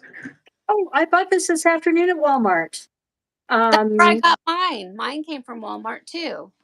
yeah, my black tables came from Walmart. This one is more heavy duty. It is a 6 foot long table. It folds up nice and small, but it's nice and sturdy. I really like it. And it's amazing what a difference this is making with how things appear on the camera. And I also changed the setup for how my camera is. So I've got it hanging from the bar that I hang my clothes from when I photograph them. Um, but now I'm able to have that camera pointed more directly down at what I'm done or what I'm doing on the table. Yeah, I think I because you're positioned more like how I am now. Instead of coming from the side, you're coming in more of the point of view, and so I like that. I'm watching. How many you guys? Amanda, you're still here. How many minutes have we been at this? Because I'm afraid it's going to cut us off. So I would rather do a quick intermission at the 2-hour mark and start fresh than start to have things go haywire. So let me know when We're we about, start. we're at about an hour and a half right now. Not quite. Okay, so good. We still have a little bit of time. Crystal, hi Crystal. Thank you so much for your super chat. I think that's what it's called. I really, really appreciate it. And sorry I was late for your birthday present, but I'm glad that you got it. Um, I'm so happy. I would have liked to have gotten it to you on your birthday on time, but um, well, just things were going on, so I wasn't able to. But that's okay. Better late than never, right? Right. Okay, so what are you working on now, Margo? I have a T-shirt in front of me, and I'm thinking, do I do a twofer or do I not? Why not do a twofer? The only thing is, this twofer is going to be having purple and orange, and this will be orange and green. It doesn't matter, does it? No. I don't think it matters. I just grabbed a different towel because I think I had crumbs fall off that other one. That might be what happened. Hopefully, this doesn't throw things off visually for you guys having that. Uh, No, not at all. It looks great. It looks totally fine. So for this twofer, well, if I was to, what I want to do is tie it up with one of those sinew thingies, but that's going to take me. How many more scrunches do you have in you, Margo? well, so that was my last T-shirt, so I should soak. And if you want me to do any more, I should soak and spin out some shirts. Well, could you? I mean, do you got a couple more in you? I Or think I've got a couple more in me. Oh, actually, I have some hoodies that I soaked. They've been soaked and they're dry, but I could play with those. I'm well, going to go get my ice, and I'm going to do spherical ice on this one. okay, you go do that, and I'm going to ask the group. Hey guys, do you have more time in you? If we're only at an hour and a half and had to take an intermission, would you come back, or are we running too long? Um, because I want to do this, and I want to do a couple more simple scrunches also. But if you guys are feeling like we're running long, then we'll just stop right here. And then don't forget about the giveaway. Amanda's doing a really good job, but choose a number between 1 and 3,000. The first number, it's going closest to the number, and the number that is closest, that's over the number, you two will be the winners of the STENCIL giveaway. So, okay, so I'm getting a little bit of feedback. Good to go. Let's see. Yeah, yeah. So Rihanna, uh, you can reverse right now and catch it from the beginning, or within a 24-hour period, it will start itself over, or not start itself over, but it will turn itself into a video, and you can then watch it. Um, as the full video. So I say just stay with us. We're making scrunches. I'm making twofers. I'm gonna keep this one really simple. Let's see what size. This is an extra large. I really am compelled. I really want to do it. So what I'm gonna do is I'm gonna do my squiggly line one. I'm just not gonna I'm gonna do a sinew scrunch, and I'm not going to put a whole bunch of sinew lines on it. It'll go quicker that way. So what I do is I have my shirt turned inside out, mostly out of habit, and then I'm just going to make this line that I drew on nice and straight. It doesn't have to. With this, it doesn't have to be perfect. And I don't know, like insect crawl like I'm a centipede or something. I just centipede myself right up that line, bringing it all in front of me. Just I really knew a better way to um, describe what I'm doing, but I want the pleats to be kind of flat and the same, but by no means perfect. It's almost like the more random, the better with this. Okay. So I bring that line up, kind of scrunch it in. That's why I call it the sinew scrunch. And then I'm going to use my sinew puller, and I'm going to use my brand new sinew puller It's the newest model from Boredom with Jen, and this thing is amazing. If you guys didn't see the video, I know most of you did, but the new spindle, it just drops right down in there. Oh, nice. Just like that. So you just put it in there, and they made it larger so it can accommodate a double roll. So I don't use a double roll, but I think some of the guys do. So this will accommodate it. And if you want, you can do personalization. Like this is my logo for YouTube. That's the spiral queen uh, logo. And then down here, oops, it has Boredom with Jen, so she can put your name on it. So if you want one of these, you need to go to Etsy, shop Boredom with Jen. It's their new Etsy site. The link down below in the description box. So get yourself. Okay, so I'm gonna wrap up with Sinew, and Margo gonna work on her ice. Ooh, look at those. Now that, what kind of ice would you call that? They're spheres. So I've got some of these spherical ice cube trays. And so you fill them up with water to a mark, and then the top goes on. And then when you click it into place, any extra water comes pew out the top. But then you end up with these awesome spheres of ice. And then I've got some larger ones. I'm stealing my husband's bourbon ice. And then there's some even bigger ones. This one's only a partial one, but I'm still going to use it for the heck of it. Oh, So no, bright. oh, so they make little, oh my God, they make little round balls of ice. Yes. I love that. I'm obsessed with ice, you guys. I am just so obsessed. Look at that. So wait a minute. Now, is there another half to that? Like, could you make it a full ball of ice on Um, on so the one? So this one, unfortunately, the tray didn't get filled correctly. So this one only has that half a thing. But normally, there's a bigger one of this. So what you do with this one is you put this top on and you put it into place, and then you pour water through all these holes until they're full. And then when it freezes, then you end up with the spheres. But this one was it was a sphere error, but I'm going to go ahead and use it anyway. Well, it's ice. I mean, okay, yeah, okay, I see it. Oh, darn it. Yeah, I mean, ice is ice. Use it. There's no reason not to use it, you know? Because it's still going to melt. I Yeah. have round ones, but I have squares, and I love my giant squares. They come in a like six cubes, six giant cubes to a pack, and I love them.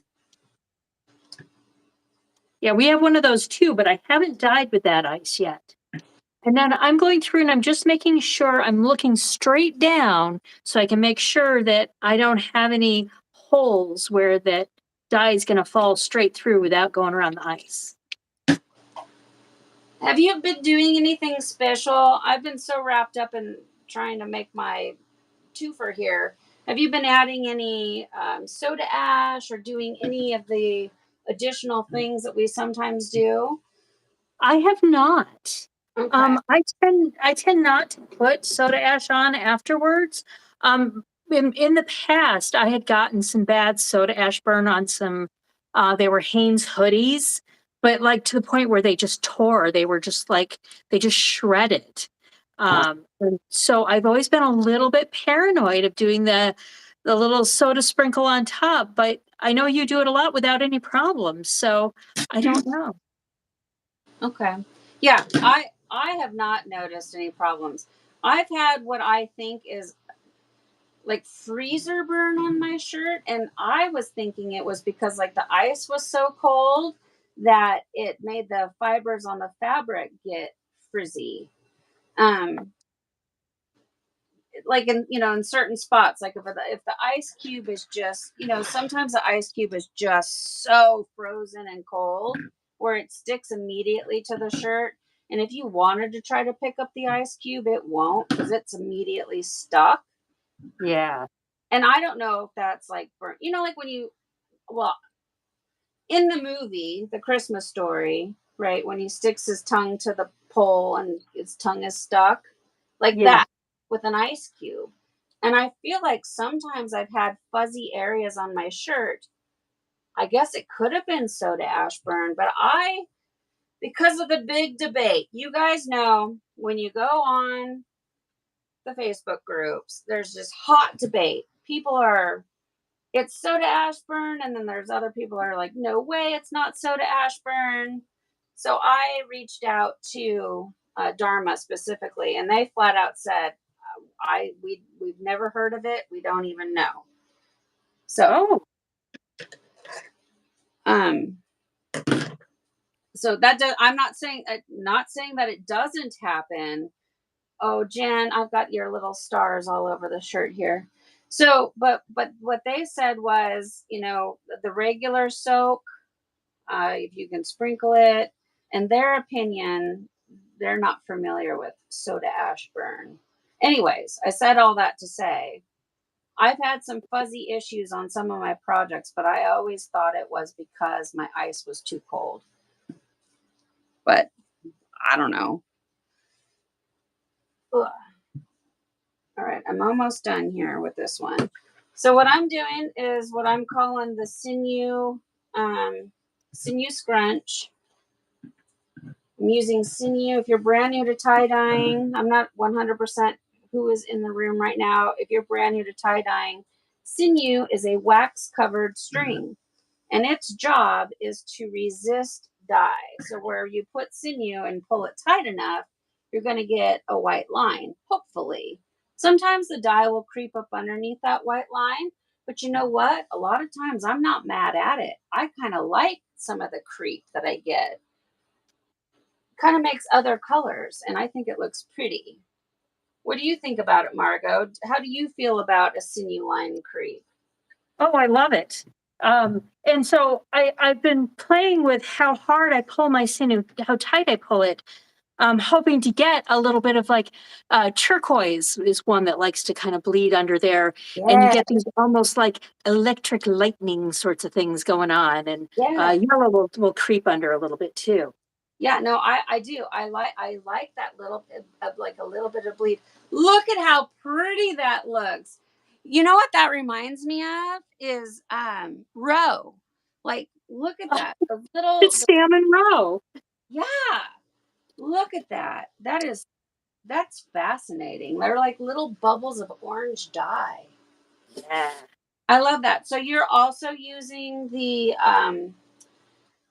it's not cinnamon. What is it called again? I forget. Ginger snap. Yeah, ginger snap. I'm not sure I Yeah. used it before. I think that might have been my first time. Yeah, and it's so funny that I had that pulled out already. Well, like I said, great minds think alike. I love to use purple and orange. I like to go across the color wheel, purple and orange, blue and orange. I just feel like the contrast, it complements each other so beautifully. Or purple and green. Love it. My favorite. Okay. Last one, you guys. Okay, so what color are you doing on the other one? Okay, we're gonna have a drop, Margo. It might be a big bang. Hopefully it won't be real loud for you guys, but the ice is gonna drop for the first time. So I'm using Velvet Orchid, and that's a dye spin color. This Yeah, is one of my favorite purples. It's a very deep, rich purple. Um, yeah, I absolutely love this. I have gone through so much of this that I'm on, I think, my third tub of it. yeah. Um, I only have maybe one or two dye spin colors that was gifted in one of my orders from Kathy Sprague. She's not doing dyes anymore. She got her new studio and everything, so she might get back into doing the special order dyes. But for right now, I'm going with Kathy Greger. But she gave me a couple of dye spin dyes, but I really haven't used them. That looks so beautiful already. thank I'm you. so obsessed with those little ice cubes. So you guys, I'm definitely going to be getting the links for all of this stuff that Margo's using. Okay. So that just dropped. Was that real? Was that bad, you guys? It No, just not at all. made a big bang. It was not that loud over here. Okay, good. I'm so glad. If it does get loud, Margo, please tell me. So for the rest of the shirt, actually 1, 2, 3, 4. I learned that you should never have even numbers. So right here, I'm gonna put one more. One more sinew line. Just put it in there. Odd numbers are supposedly better. Whatever. And then I'm gonna scrunch it all up. Oh, I love that. Well, now I'm not even sure where my top or bottom is. I think my top's up here. What do you mean? Top or bottom of what? Of the shirt, where the collar's at. Oh, I just randomly lie down lines of dye and let them interplay and do what they're going to do. well, I think for this one, it won't matter necessarily because you started with purple, ended with purple. So whether it's on the top or whether it's on the bottom, I think it's going to be all right. I think. Yeah, I agree. Now I'm kind of looking at this going, well, this. So I said we're doing watercolor scrunches, but now this is going to be so fantastic. Now part of me feels like maybe this should be a top shirt because it's a sinew scrunch watercolor instead of having it at the bottom and letting nature take its course. Maybe I should do some fun colors up on top with this one and let just throw a scrunch down. Yeah, I'm going to do that. So I know this is not a watercolor, but it's going to be half watercolor. Okay, so I've got my lines on it for this one. So you guys see, they take me a few minutes, but now I've got all this fabric, and so I'm just going to scrunch it. I just take in between those sinew lines and just scrunch it nice and tight. I'm going to scrunch it. And then do you band it from end to end to hold those scrunches? I'm gonna band. Yeah, I'm gonna do all of that. So I'm gonna go in with my bands. I still haven't put my rubber bands away, you guys. I just can't help myself. I hate putting rubber bands away. So I'm just gonna come in and band and scrunch it up. And the more I scrunch it, the more tight it's going to become. And so oh, well, that one broke. I'll start using smaller bands as it, gets tighter because I don't want it to buckle up. I just want it to scrunch in and, I like to try to make my tight scrunches because I'm going to also do a tight scrunch for this watercolor stuff. But when I make my scrunches, I try to make sure that the fabric is flat and kind of not like really laying over top of itself. I try anyways. I hope that makes sense. They don't have to be the same height. It's nothing perfect, but you don't want a whole bunch of really tall pleats or scrunches and then fat ones and little ones, and because then some areas might not get the dye. I'm going to step away for a couple and check in on those other shirts. Okay, cool. I'm going to be right here doing my rubber banding. Okay. So the rubber bands that I'm using right now are what I call my second favorite rubber bands. They're really perfect for this type of a project because I've got my big rubber bands that I love to make for my spirals, but they're going to be too big. So my second favorite rubber bands, they don't seem to make the project buckle. I mean, they can, the project can if it gets overly tight. But like down here, it's going to be too big. So I'm going to use one of my stretched out baby hair rubber bands and just get it on there. Scrunch and scrunch. That's why making scrunches is so fun because there's really no right or wrong way. Just go for it. I need to open the door now that I've got that ice machine going. It's getting really hot in here. Have any of you guys got the same ice machine that I got, the big commercial size one? Scott Walker's using one. Greg, if you guys are watching Greg's channel, that one popped. The machine that Greg's making those sheet of ice and on his ice dyes it's the same machine that he uses. It's such a great machine. And you guys, I'm telling you, it saves so much in the long run on buying ice.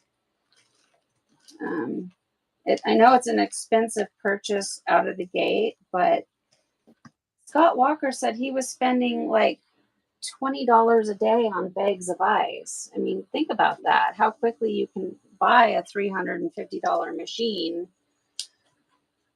Anyways, things to think about. Look at that. Oh my gosh, I love it. Excellent.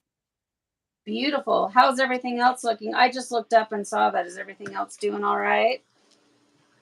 Like Yeah. for instance, the low water immersion one, is the ice coming along? Oh, let me go check on that. Just cleaning my space here so I don't end up with dye. Definitely. And I'm in no rush. I just want to make sure that we try maybe to take an intermission and come back. No, I mean I don't want to take an intermission. How about we just go until it forces us into an intermission, and hopefully it won't this time. Okay, I'll go check. I was on with them on YouTube. I had to go and I had to speak with them about several topics. And I asked about this, like, why is this happening? And they're like, well, it shouldn't be. I don't know.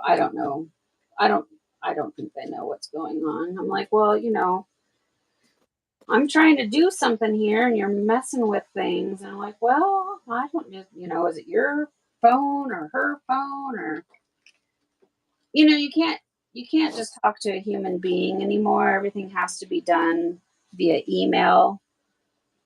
So it's annoying. Yeah. So here is where it's at. And like the bottom of this, you can see the blue coming in. And then I've got my little laser thing that tells me that right here, it's 123 degrees right now. And on the bottom, it's at 118.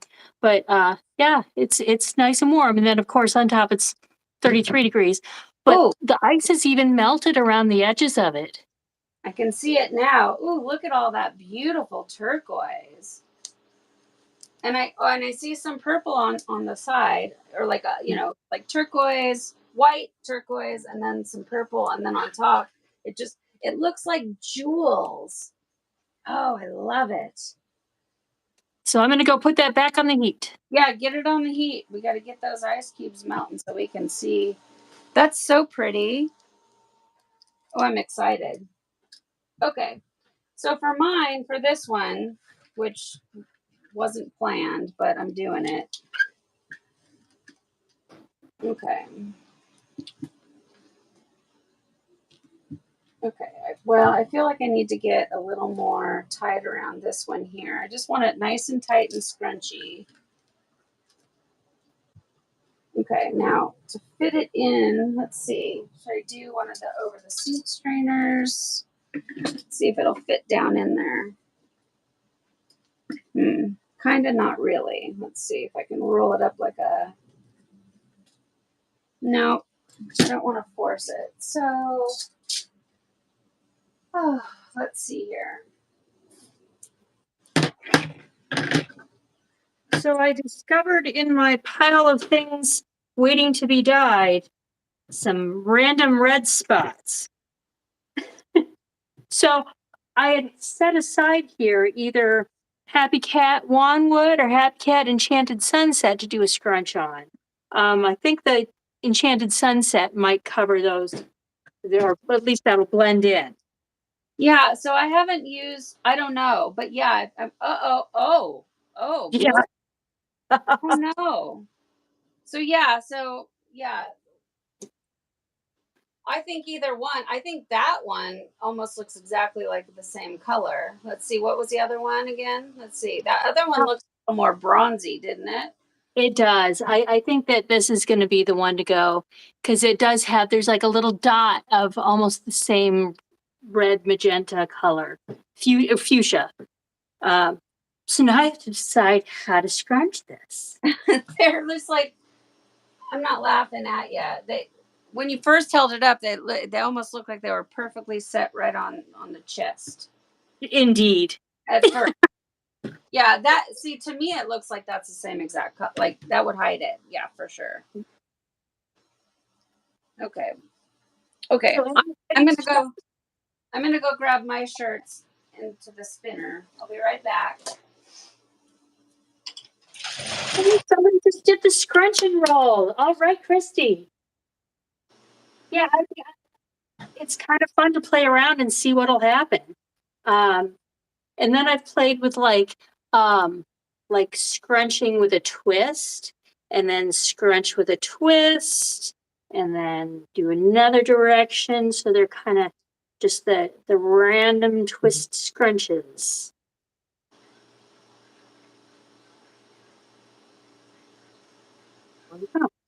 What will that do?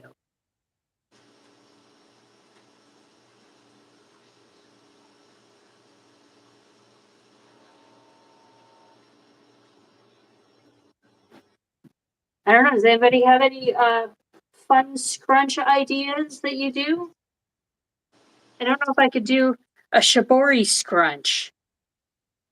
I wonder what would happen if I tried to do that. If I tried to do a shibori fold and then scrunched it.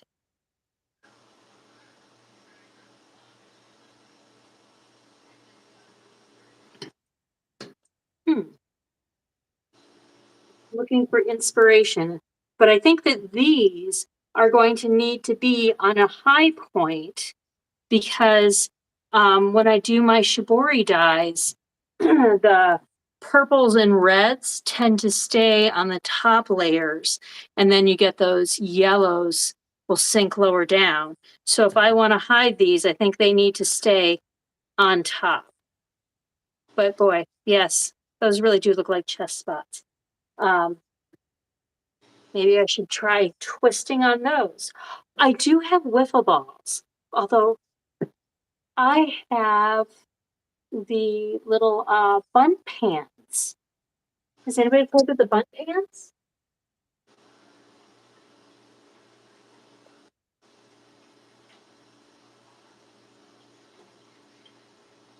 Oh, the spoons that I'm using. So those are they're crumb scrapers. Let me go grab one so I can show you better.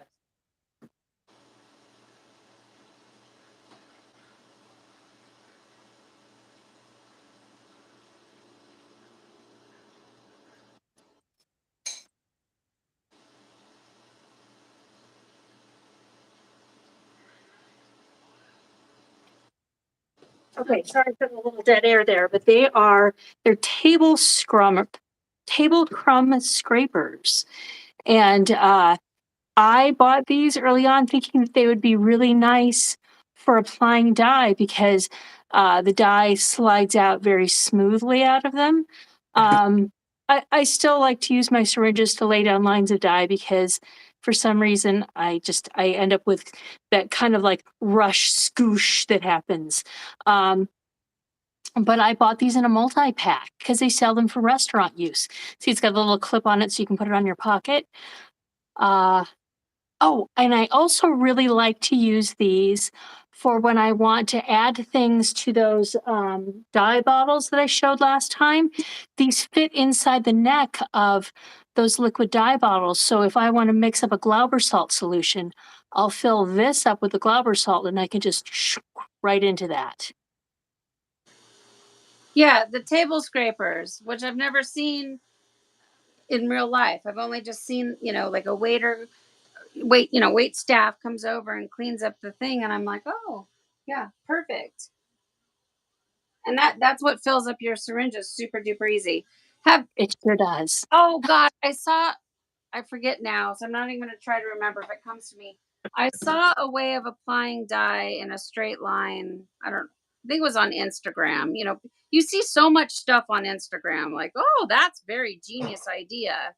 And I don't remember what it is now, so I'm not even gonna say like, have you ever tried that before? Let's see. So this is gonna go on top. So my next scrunch. So I did the wiffle ball tall deep scrunch. Now the next one I want to make, I'm gonna do a tight scrunch, or Well, I'm watching you. So, oh, you're doing the twist and spin. Okay, I'm watching because I want to try that. Well, and since the red tends to stay on top, I figured I'd put that right on the top of those little points there, and that's what started me down the pinch and twisting path. Yeah, But instead of like the other one that's the really tall, these are a lower, almost kind of like what you did on your wiffle balls without the balls underneath. yeah, for sure. Okay, I'm gonna try that on this one. So this is a Gildan shirt. Let's see, what size should I pick? I'm gonna do it as a twofer down below. I'm gonna do it. I got a 2XL. What is this? I'm gonna try it. I got an extra large. Extra large. Okay, I'm gonna do it on the medium size shirt. Okay, so all right, so I'm looking, you got it stretched out, and then you just like pick a little spot and just do like a little mini spiral. Yeah. Did you And mark Amanda says, please do not try this on humans. what? Oh, the pinch and twist. Twist. Oh, Yeah. Amanda, have you done that before? You silly. Did you mark them out prior or anything like that, or you just are going for it? Okay. I'm just going for it. Pinch and twist. And are you doing them all the same direction? I am. Okay.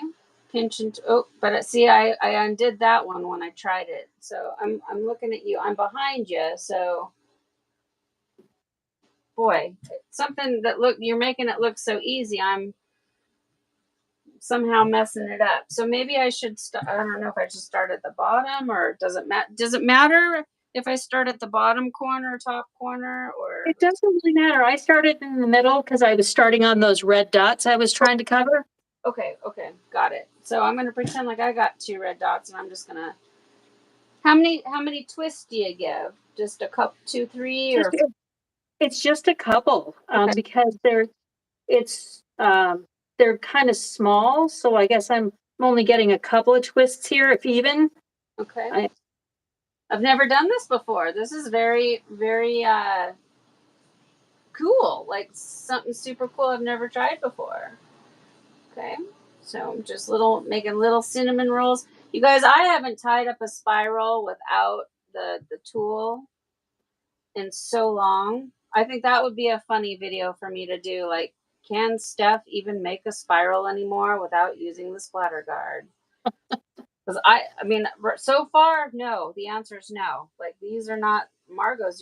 Yours look really nice. Mine are just all, ugh, like they don't well, look at all. Let's see. well, I'm not trying to be very exact with them or anything because I still wanted to have that sort of random scrunchy feel, Yeah, um, but sure. just a little twisted. Just Just all a little twisted. a little variation, a little twist. It just tells me that nope. Steph now relies on all of her tools, which that's okay. I love the microwave splatter guard. I wish that it was still available for everybody to get because it's so great. Just makes making spirals so much easier for me. I want to go grab a tool. I want to show it to you and see if you or anyone else has used one yet. It was something that I picked up for pleating, and I think it looks useful, but I haven't actually tried it yet. We'll do it. I love gadgets. I'm all about it. I say why not use tools, you guys, like seriously, if it's something that's going to make it go easier or smoother or I used to feel bad about myself like, "Oh, I got to use So, a microwave splatter guard." But somebody said to me, "No, it's a tool." I think Amanda said it to me and she's right. It don't feel bad. It's a tool. so this says expanding sewing gauge, and it expands apart like this. And I was picturing poking it into the fabric and shunk to get even pleats. So Pretty because of that, nifty. all I see is the wrapper right now, but I'm into it. I'm looking. Oh. Oh. Oh, it's like an accordion or something. Yeah, And it keeps, because of the way it's set up, it keeps all of your pleats an even size. And it goes out to about, um, I would say maybe 2 to 3 inches, the widest. It does like three, not quite 3.5 inches. And then you can just push it all together. Oh no, I need to see that. You've used it. You've done it before and it works. I have not yet. Oh, okay. Yeah, I was putting this down to see if anybody else had played with one of these yet. Yeah. I mean, so what do you think? So squish it in. Okay, like right there, right? So you got it like you got a half inch in between each opening, and then you use that to like make your marks, or to. You could. I'm intrigued. I'm curious to see how you're gonna what Well, any because I'm please. picturing just putting it right into the fabric and like using it to press the fabric in instead of Oh, marking. But ooh. you could probably lock this down. It doesn't have any way to lock the size, but I would imagine if you clamped one of these things down, yeah, it does stabilize the whole thing.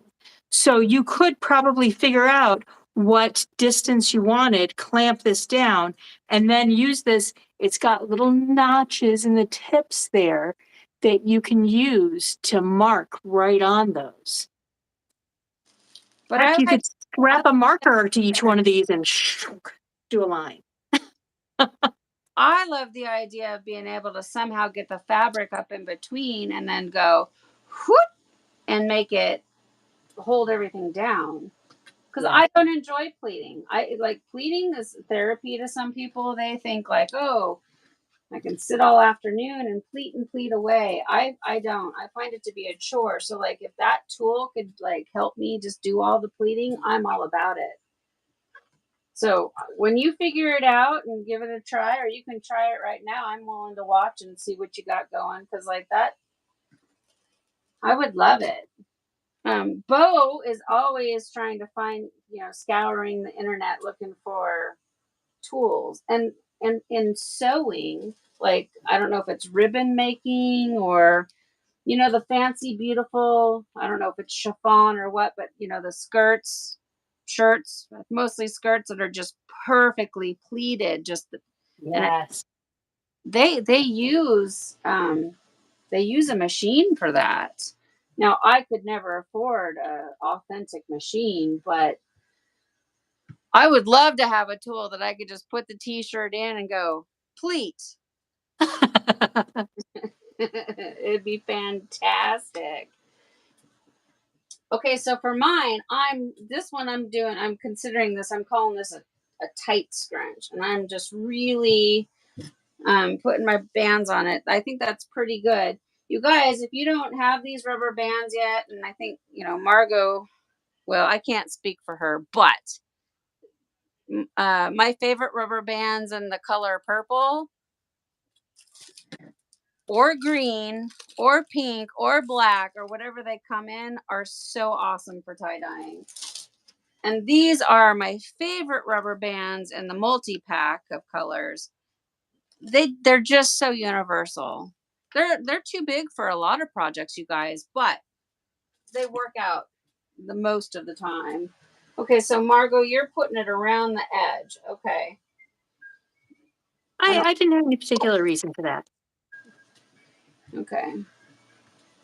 I've never really had a lot of luck doing that. I feel like when I do it, I end up causing, like right there, I tried to get it real tight and smush it so it's tall, and immediately it tacoed in on itself. But yours looks really pretty. You've got a lot less rubber bands on it than I do. But it doesn't matter. Lots of rubber bands, little rubber bands. Okay. All right. Okay. So now what kind of container are you going to be doing this one in? Because on this one, I'm actually side by side with you this time. I'm not sure. What do you think? Do we want to try mucking one, or should we put it on a rack? Well, let's see. We could definitely muck it. If this will fit into my container, we can certainly. I think mucking is a good experiment. Let me see if I can, yeah, I can smash it down in there. Okay, let me go grab a container because I'm curious to see what this enchanted sunset would do in that. Yeah, let's muck it for sure. Okay. So mucking it wise, you know what? I really don't need this many rubber bands. If I'm going to smash it down into this container, not that the rubber bands are going to do anything, but why have all the rubber bands going through the process, you know, because they cost money and the dyeing process does make them deteriorate, right? So, um, I'm almost positive is my biggest bowl. So I'm going to take it, and when I smash it down into my bowl, I really want to make sure that all of it is coming into contact with the bottom. That's my method. I'm not sure if Mark goes back or not, but you know, you got to be careful because, like, if you look underneath, first of all, check to make sure your bowl does not have any cracks. Nothing worse than coming out and finding that you have a crack right down your bowl. All your muck water ends up on the floor or somewhere where you don't want it. Okay. But you can see, I can see if it's, you know, getting down in there. You want it to come into contact. If you got big air bubbles, you know, then a lot of it's not going to have the same type of saturation. Margot's got a nice sized bowl. Okay. So So should we do dye under ice on this? What do you think? I'm gonna do whatever you do. Yeah, sure, for sure. I dye under ice. I'm down with it. What kind of I'm ice? tempted to I'm tempted to put a vein of some other color in it. So like do a couple different colors. Okay. I'm gonna do what you do. So I can either do the same exact colors you do and do different ice, or I can do totally different colors. Same, you know, same I, you know what I mean? Like let's try to do an experiment. So the ice I'm going to use, all I have left now is my commercial ice. Okay. Um, so it's like a bullet ice. It's a long bullet ice. And I was thinking of doing maybe enchanted sunset and maybe mystic blue or maybe aquamarine, but some kind of like aqua color to put in it for a vein in there. What do Okay. you think? I think that sounds beautiful. So I'm just looking at what I've got. I have enchanted sunset. Aquamarine. That's Dharma. Is that a Dharma color? Like See, well, the aquamarine that I really like is from Pro Chemical and Dye.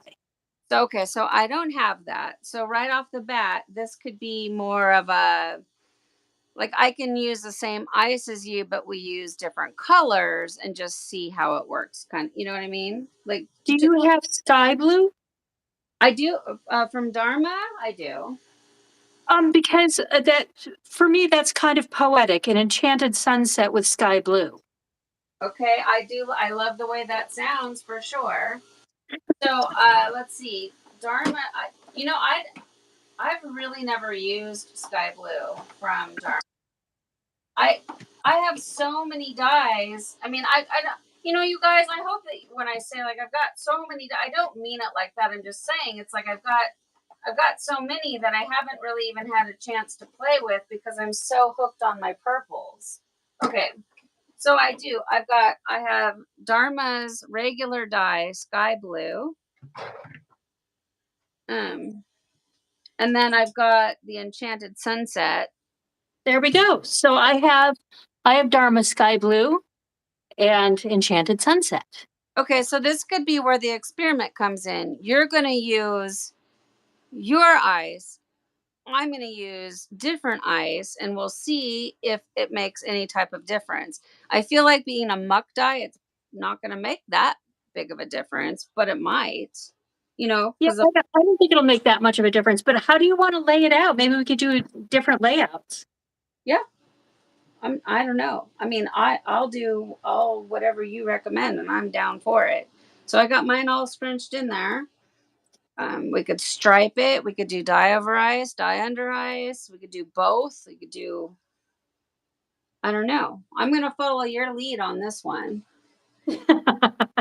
Um, I think doing dye under ice is a good idea since we're mucking it. That way, it where it first is going through, we might have an opportunity to have like stronger colors, and then the muck will just sort of fill in the gaps, kind of a thing. What do you think? Dye under Yeah, ice? Okay. yeah. And then maybe do alternating pies. Okay. Uh, Oh, did you set up in pies? Sort of? okay. So, all right. So, like pieces of the pie. So I'm gonna just kind of mark it out so you guys can see the idea. So we're doing two colors. Are we gonna do how many pieces of pie? You I've got you've I've got got 8. six, right? I've got Eight. 8. Okay, eight. All right. Okay. Let's see. One, two, three, four. Yeah. Okay. Eight. Perfect. Okay. And And I'm going fairly light with my dye. okay, that was gonna be my next question. Like, how are you gonna lay it down? So I'm gonna get my scoops here. So I'm gonna use my funnel scoops that I get from Boredom with Jen. So the tie-dye tools that you see me use come from Etsy, shop Boredom with Jen, and there is a link down below. Okay. Now I'm actually low on this dye. So what I do when I'm low, um I can still use my funnel scoop, but all I do is I just go in and I use my picnic spoon to help me fill it up if there's not enough for me to scoop. And then, well, try not to spill it all over your project like I just did. Okay, so since I just did that mostly right here, I'm going to put it here on this first one. And I'm going to do more of a sprinkle. Like a lot of times you guys watch me make my projects and I go real heavy-handed and I smooth it all out and get a real heavy thick layer. I'm not. I'm just going to do sprinkles like Margo suggested. And then since we're doing every other color, I'm going to skip. And I'm left-handed, you guys, so I know this might look backwards for a lot of you. Jen and John at Boredom with Jen, they do left-handed scoops and right-handed scoops. So make sure that when you're making your order, you order what you need. And then I'm twisting my bowl so I can have my project in front of me. There's no sense in trying to wrestle around, and sometimes I forget and try to complicate things for myself, you guys, but if you can, just twist your project, make it easy on yourself. A lot of times, I'm making videos. Oh shoot, I messed it up. I did how many? Oh no. Okay. I was doing 6 triangles. That's fine. That's absolutely fine. They're gonna be different. Okay. Well, let's see. Can I fix it? Let me see. If I make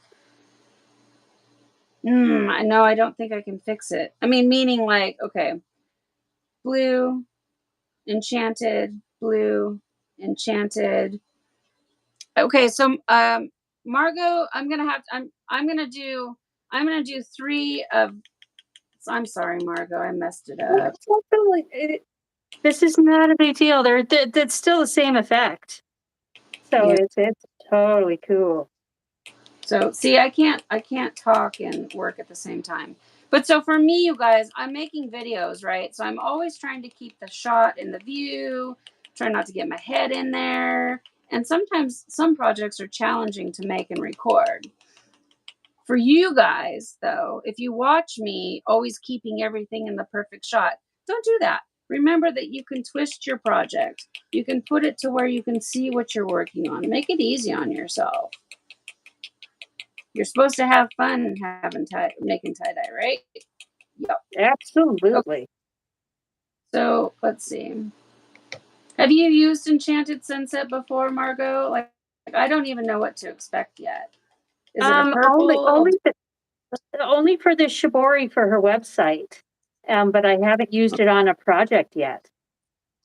Okay. But yeah, it gives you like some pinky purples, and then it splits to yellow, and it's very pretty. You might get a little bit of green in there, but it's mostly pink, purple, yellow. I like the sounds of that. I love her dyes. They're so magical. They are. I've been seeing a lot of people use this new brand, Dark Horse, and I don't know. I haven't tried it yet. Oh, so I think, that's part of Dye Spin. yeah. And I haven't tried their dyes. Like, well, I was already saying, Kathy Sprague gave me a couple little sample sizes. I really haven't used them yet, so I don't know. But I've been really intrigued by what I've seen so far with um, the projects that people are sharing in the group. And it's my understanding that they're designed for ice dyeing. Yes. So they're meant to split. Oh yeah, look at that. Woo, that is a fun one. It's bright green.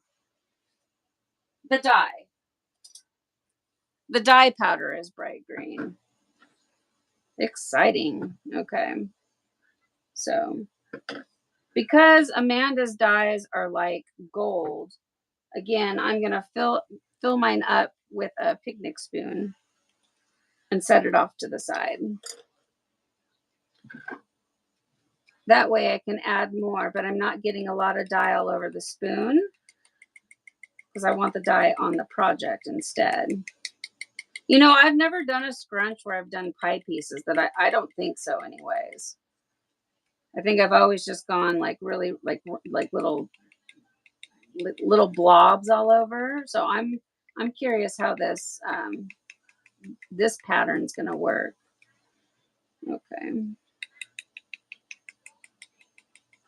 Are you guys getting your numbers in to try to win the stencil? Choose a number between 1 and 3,000. And before we hang up, we're gonna reveal the winner.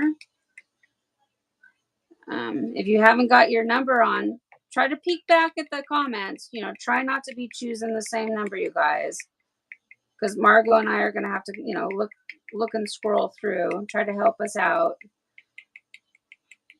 Okay. Okay.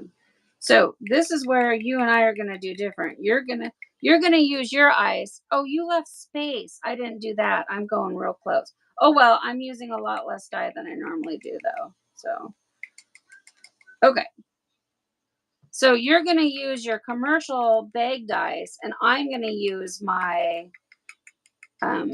nugget ice machine ice and see if we have a different melt, is if there's, you know, something that really stands out. Okay. All right. Are you still there with me, Margo? I can't hear you anymore. Margo, are you there? Uh-oh.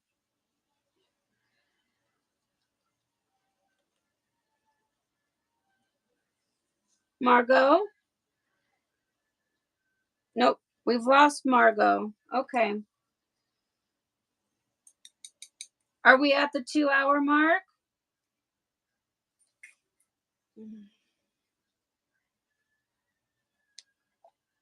Okay. All right, you guys. Oh, shoot. Okay. So we've lost her. So what I'm gonna have to do is I'm gonna have to, well, first of all, I'm gonna see before we hang up, you guys, stay with me. Let me see if I can re-invite her to come back. Okay, before we hang up. If I have to, then I'm gonna hang up and we're gonna have to come back. That's gonna change the giveaway though, because I'm gonna have to go back. I'm gonna have to go back and read through the things. It won't be on the new one. So you bear with me, you guys. You guys are so patient. Okay, let's see. Let me see if I can fix this without. Stay with me. I'm really trying here. Okay. It might work.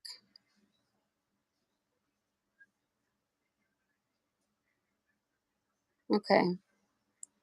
So, okay, so what I was saying though about the giveaway, I was hoping that we could keep it together till the end and then I could just scroll through before we hang up. If I have to hang up, then I'm going to have to go back and get all the numbers. But I'm telling you guys all right now, if you can hear me, after I announce the winner and the winning number, if any of you come in and say, "Oh, I picked the winning number, you didn't give it to me," I am not going to honor it. And if you cuss me out, I'm really not going to be able to be your friend anymore. I can't handle that. Okay, so let's see here. Um I'm not writing the numbers down. Oh, Amanda. Well, that's true, Amanda. You could write.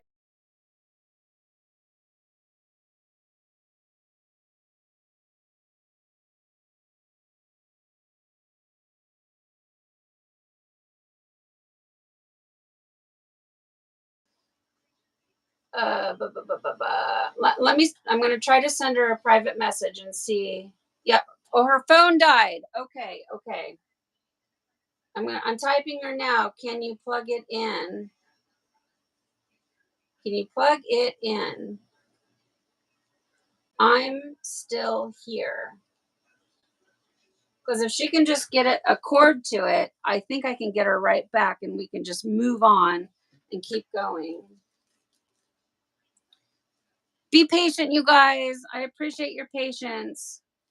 And I really do appreciate your patience with all these technical difficulties because this is all new. It's even new to YouTube. They call it beta. Um, so I don't even think they know what they're doing. I'm loving this color combination. Okay, here she is. Here she is, you guys.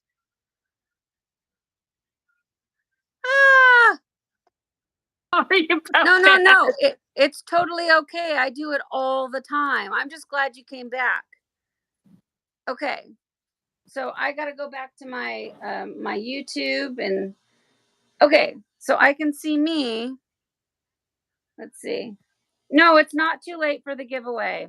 You got to pick a number between 1 and 3,000. Okay. Oh yeah. Okay, we're back in action. Woo! Yes. Okay. Okay.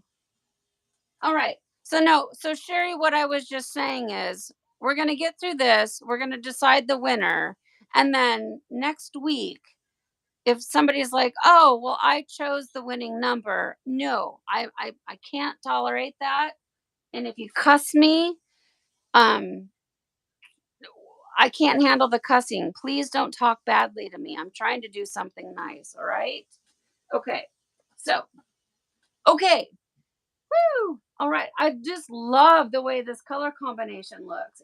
It's already gorgeous. I think it's going to be fun. Yeah, yeah, yeah. Okay. So I'm going to use my nugget ice and you're going to use your commercial ice. So I'm going to go grab my ice real quick. Okay. All right.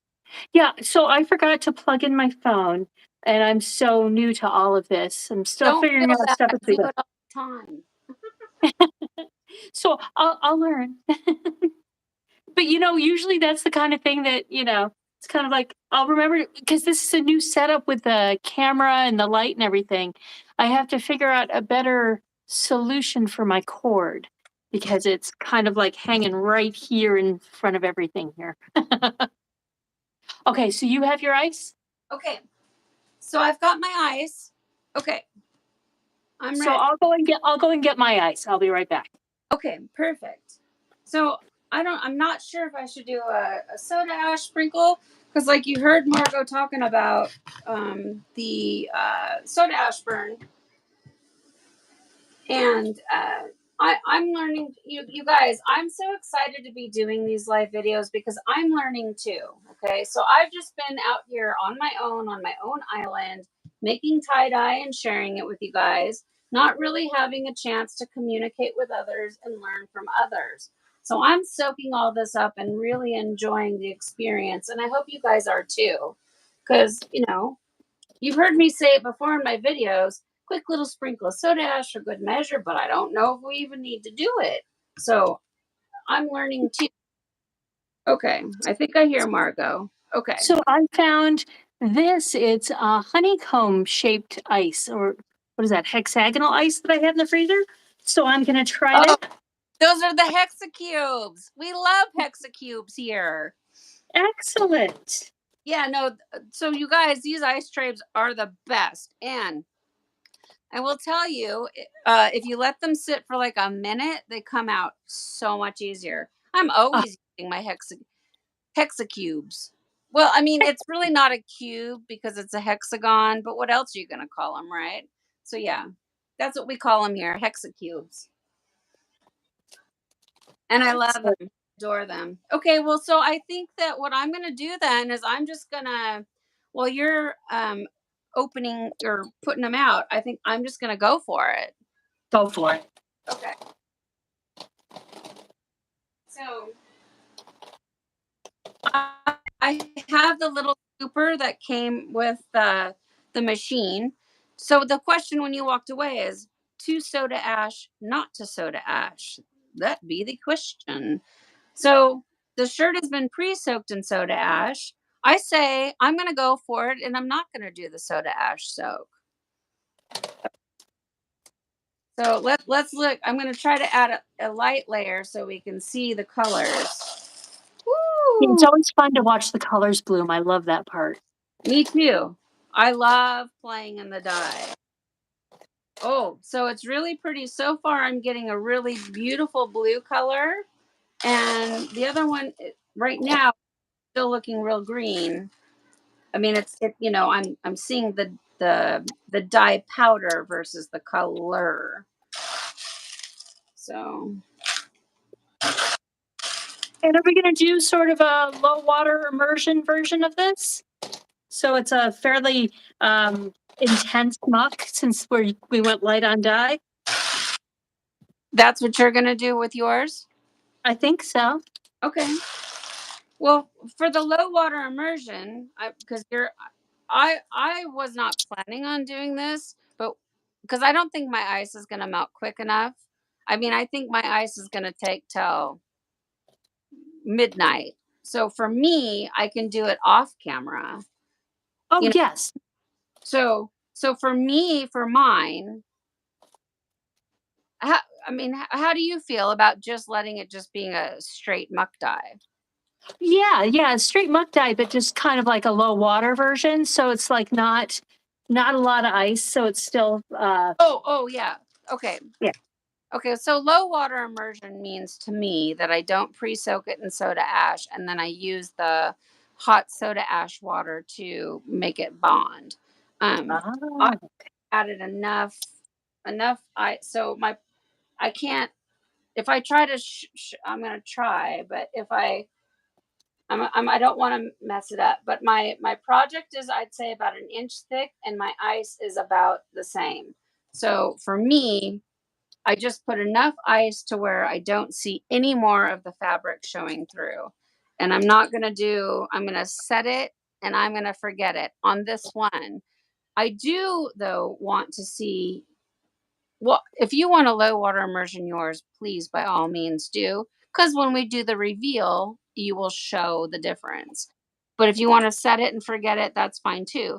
Because your first project, you're going to teach us your low water immersion method.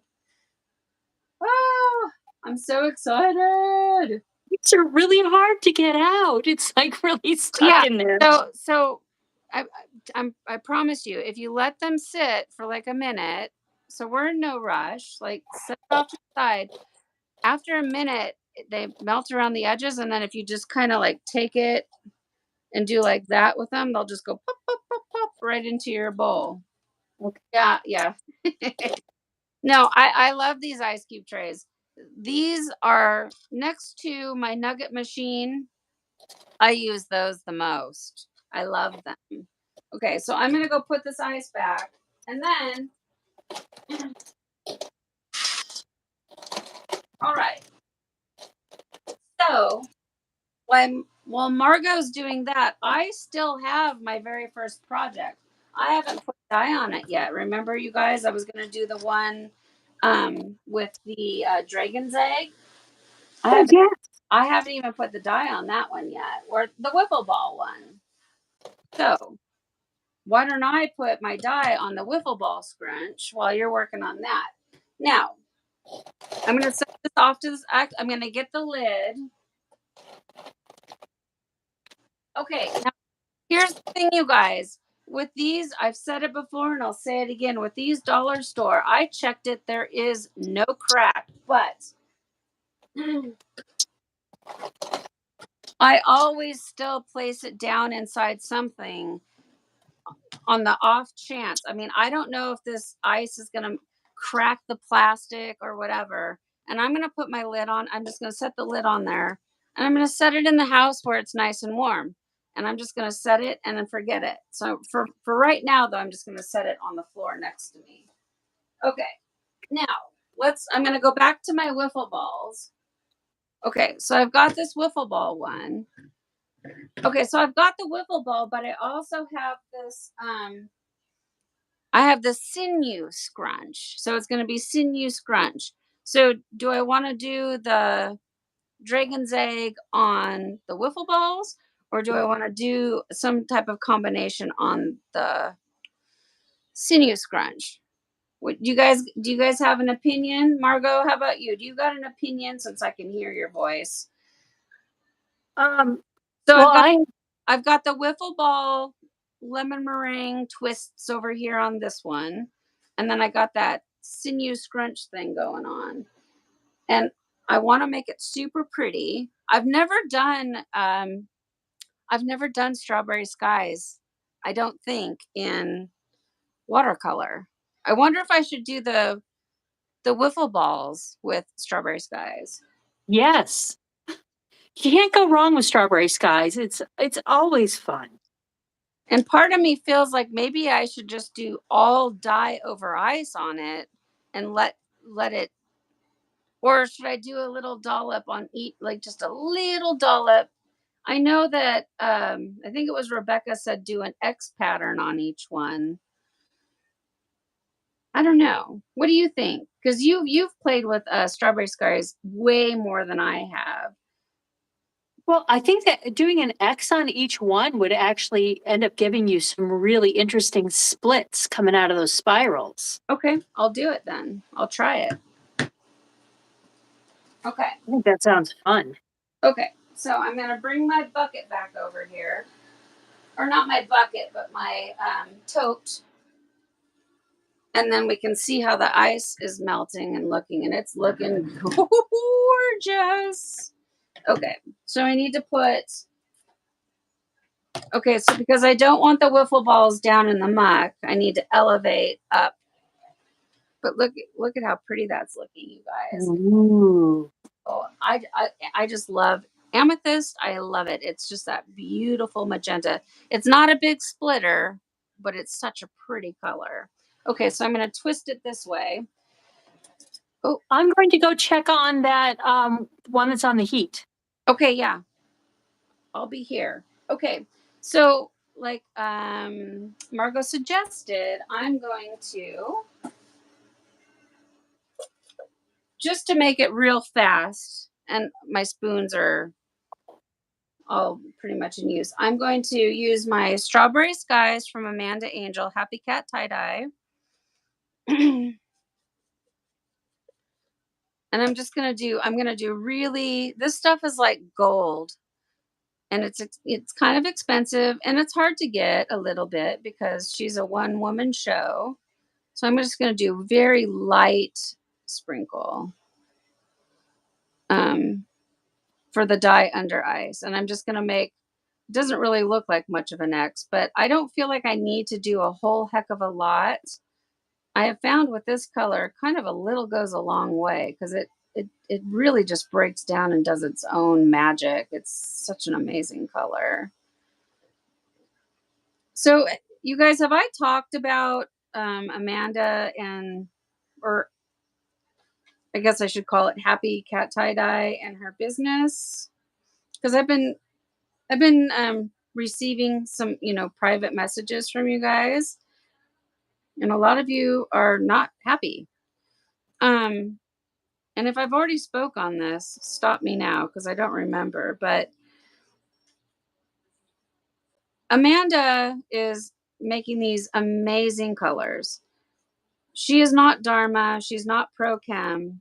She's not Grateful Dyes. She's a woman in her home with her family creating these dyes. And at the top of her page, it says it could take up to 3 weeks for shipping or, to pack your order. I know that I really upset a lot of you when I made my video, my unboxing video, because then you placed your order and you were super excited and your orders haven't come yet. You will receive your order, you guys. She's not stiffing you. But she can only make so much dye at a time, get it shipped out, that type of a thing. So I want you just to please understand that she's trying. I was not trying to create, I didn't think that 1,000 people were going to watch me unbox that video. So, I mean, think about the amount of orders that she received all of a sudden. She was already getting a lot of orders, but then boom, so please, please be patient. Please don't be mean to her. Please don't be mean to me in your messages. I am sorry that it's taking a while, but you're going to get your dye. And it's well worth the wait. These colors are incredible. So, I mean, that's my soapbox, but I think the best way to communicate, you guys, is to talk. If you're having a problem, say it with positive words. Ask the question, but don't write a private message to either of us cussing at us. I think it's terrible and it's mean and it hurts my feelings tremendously.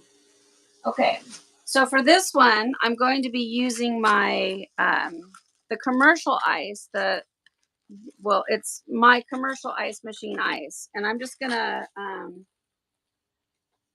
put it in a bowl. I feel like I have more control over it. If I put it, I gotta set it down though. I gotta get this bowl. So if I get my bowl and I put my ice in the bag, because I like to try to reuse my bags, but sometimes I'll dangle the strings and stuff in there, and it'll make a mess. So I like to pour it in my bowl first, and then I can sprinkle it on. I keep trying to get Greg to use more cubed ice, but he just loves his big old bricks of ice. Okay. Oh, good. So Margo's back. Okay, so I'm just going to put it on here, and I'm going to put enough ice on to where, like instantly you can see that beautiful blue popping up. Oh, it's fantastic. I'm going to put some more in my bowl. I just don't want to get my bag in there. Now I can reuse my bag. Oh, no, I can't reuse this one. There's a giant hole. Yes, that happens to me too. So I reuse that bag, though, as a garbage. I don't throw it in the trash. I just keep it next to me, and I'll fill it up with all my paper towels and all of that. So, Margo, did you hear any of my soapbox about Amanda Angel's dyes and her shipping and all of that? Yes, and I'm in complete agreement. Okay. I mean, it's like it's a lot of work to bag up. First, she's got to blend the dyes, and then she's got to dole them all out into all the different jars and bags and things, and make sure that everything is clean and pristine. And so she can only do one color at a time, and then clean everything up from that, then go on to the next color. And she's doing it all by herself. And then she has to package it all up and ship it. And it's a lot for one person. It's a ton for one person. And she says that sometimes she might get a little bit of help from her mom or her husband, like maybe they can run the orders to the post office or whatever. But she's just not, she doesn't have the mixing machines that Dharma Trading Company has, So I would rather her take her time and get the order and the mixture right than try to rush through it. And then, so here's so when I say that, people say, well, she shouldn't take orders then if it, well, I mean, come on. The color is worth the wait. It's amazing. Don't be hard on her. Being mean to her is not going to make her go any faster. And being mean to me about is not going to do anything because I have nothing to do with it. So I just feel like it's worth the wait. Have patience. You're not going to get stiffed. Your order's going to come. I promise you. She's not going to take your money and run. None of that's going to happen. I wouldn't support her and talk about her dies if that was going to happen. So everybody just stop being mean and be nice. Okay. So what I've done there is I put a lot on there. I guess cuz I just have so much. But I don't need to put so much on there, and because I've left it sitting there melting the whole time, it's turned into this really nice like slushy texture. Okay. Now, this is where the fun and the magic starts to happen. I'm going to take this liquid gold. It's not gold at all. It's strawberry skies, but I'm going to go light. I'm just going to I'm going to get enough on there, but I'm not going to go so heavy because I think I've done it in the past where I put too much and I miss out on the color splits. So Look, somebody that I was playing with the pleater, and somebody says, "What is Margo doing?" And oh. Amanda says, "Being freaky deaky."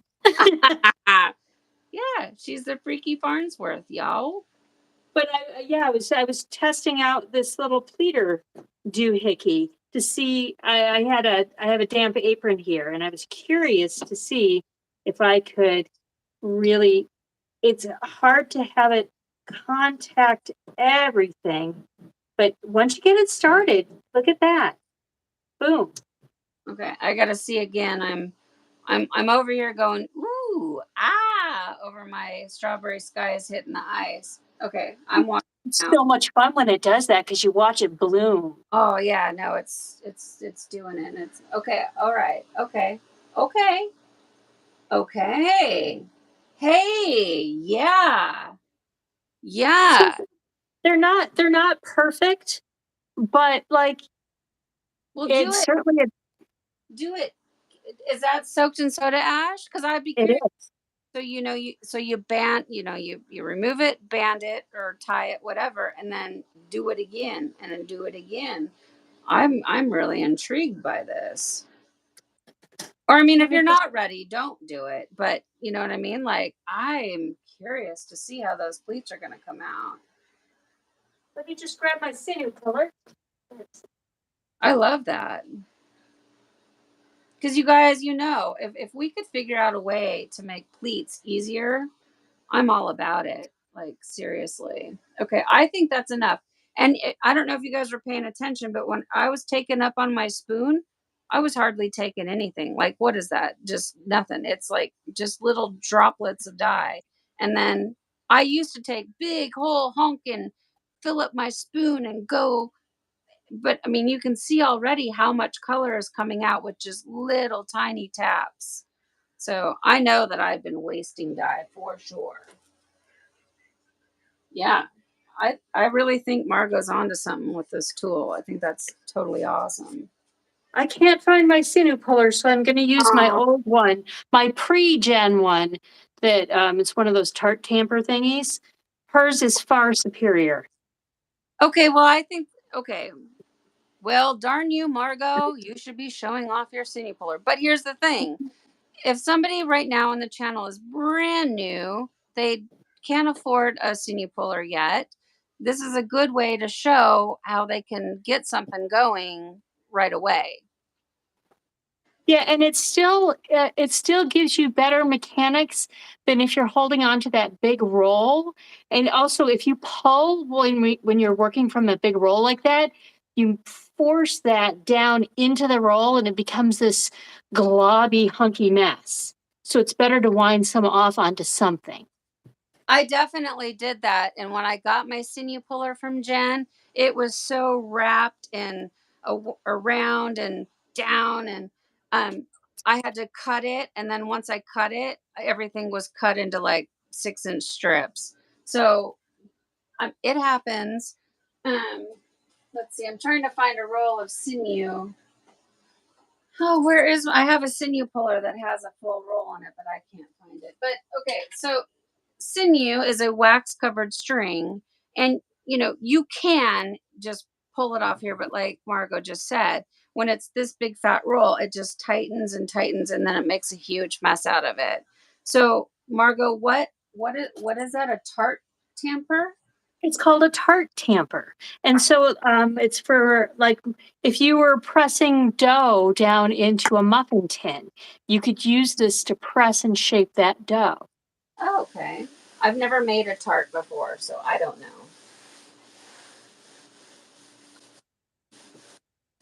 Yeah, so the one thing that isn't great about this is it doesn't have anything to hook a drill up to, a drill bit to, but you could like, if you're trying to save money, you could always even just pound a nail or force a screw into it, something you could grab onto with that drill.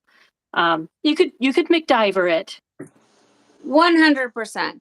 This is the starter. Like this is if you're brand new and you got to start out, this is before you can afford, and then you want to move into uh, the sinew puller and matching caddy set is what we're referring to, because this just it's right in front of my face. There's my so sinew, this huge roll. Sure, you can pull from it, but as you do it, it starts to roll, and you end up wasting and losing your roll. So you need to wind it around something. So until you can afford to get the cool, beautiful, sparkly tool, you can wind it around something. But then you want to go to Etsy, shop Boredom with Jen, and get yourself one of these.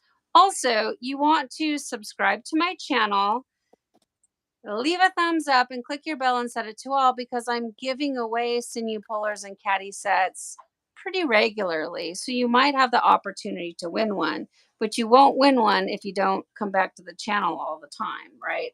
So you want to follow along and be a member, or not. You don't have to be a member, but subscribe to the channel. Okay, so now moving on to the next. So that sinew wrap one. You think I should just do just only the dragon's egg on it? Like maybe put. What do you think about like maybe putting the dragon's egg, like dye under ice on the sinew lines, and then do dye over ice on the whole project? With just, I'm going to do that.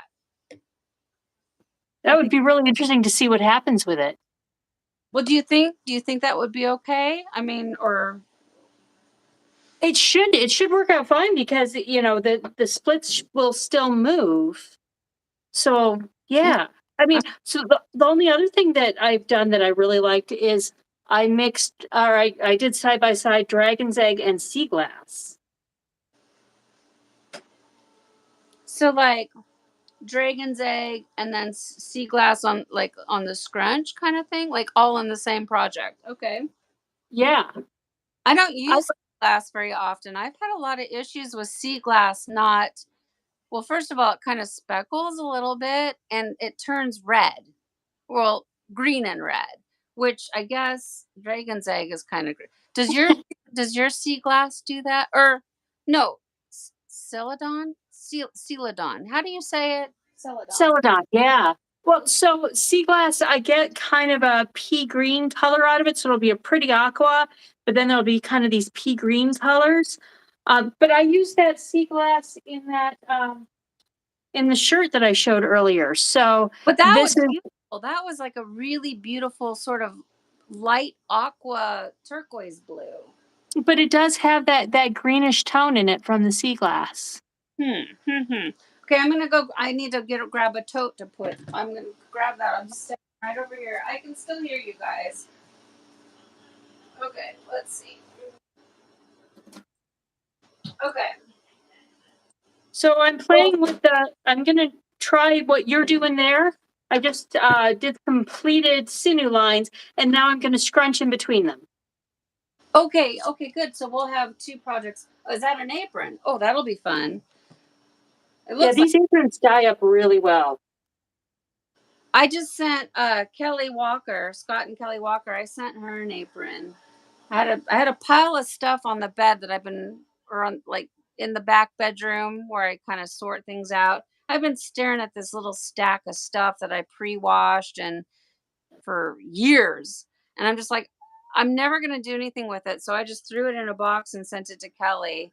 Hopefully, um, somebody's gonna dye it up, and maybe Kelly and I can in the future like do some videos together dyeing this stuff up. But I just had to get it. Do you guys have that? I'm sure some of you do, where you got this pile of stuff, and like the more you stare at it, the more it kind of just stresses you out, because it's like Yes. you need to do something with it, but like what? And so I just mailed it off, and I'm gonna be happy to see what Kelly comes up with. Okay, so all right. So dragon's egg, you think, okay, so put the dragons, I'm gonna start with that. I'm gonna put some dragon's egg on my sinew lines. Not a lot, just, oh, look at how beautiful that is. What a beautiful dye. It's so interesting to me how, like, chocolate brown, for instance, it's like this gorgeous bright orange powder, but it's not at all. It turns into such a beautiful brown dye. Okay, where's my other sinew line? Here's another sinew line. Okay, so I'm kind of going right on top of the sinew lines. I got it overlapping a little bit too much right there. So I'm trying to have my project kind of flat in the colander so it can get good saturation. I don't want it to be too much over top of each other. And I don't want to waste this dye. This, like I said, you guys, she's doing such an amazing job. I don't want to use it up.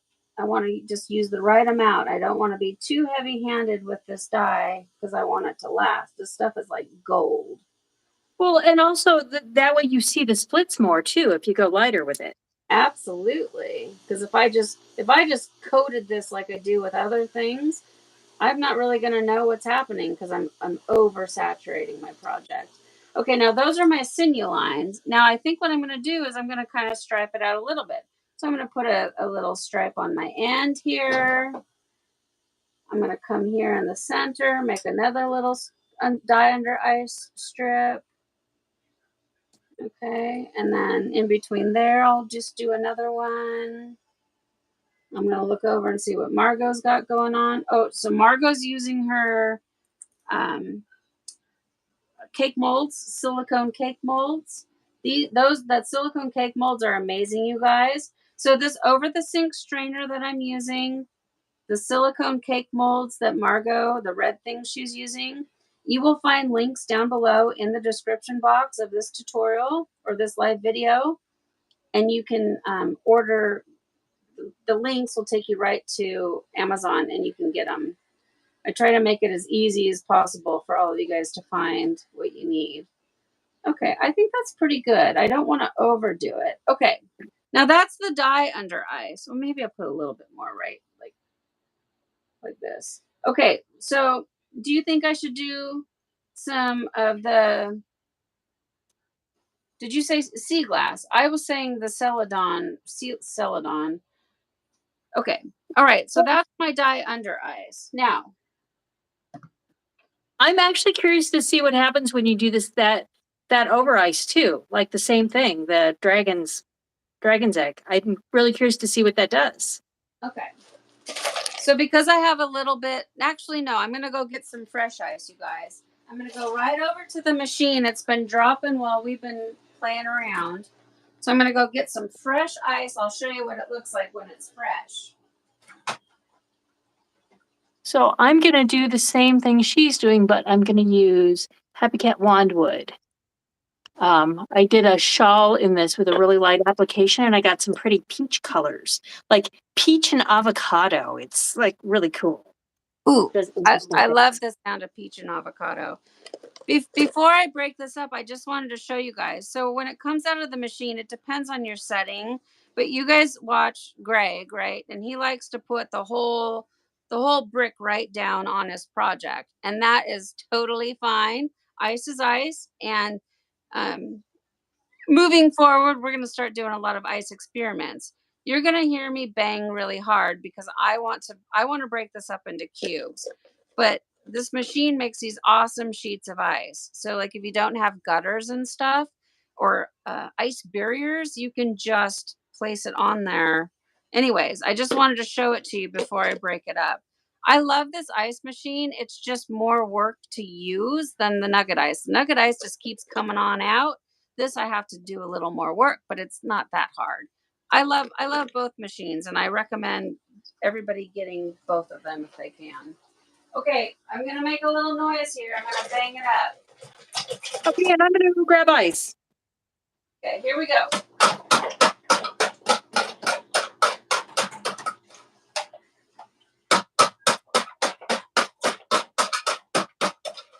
And that's just me using my scoop to bash it up a little bit.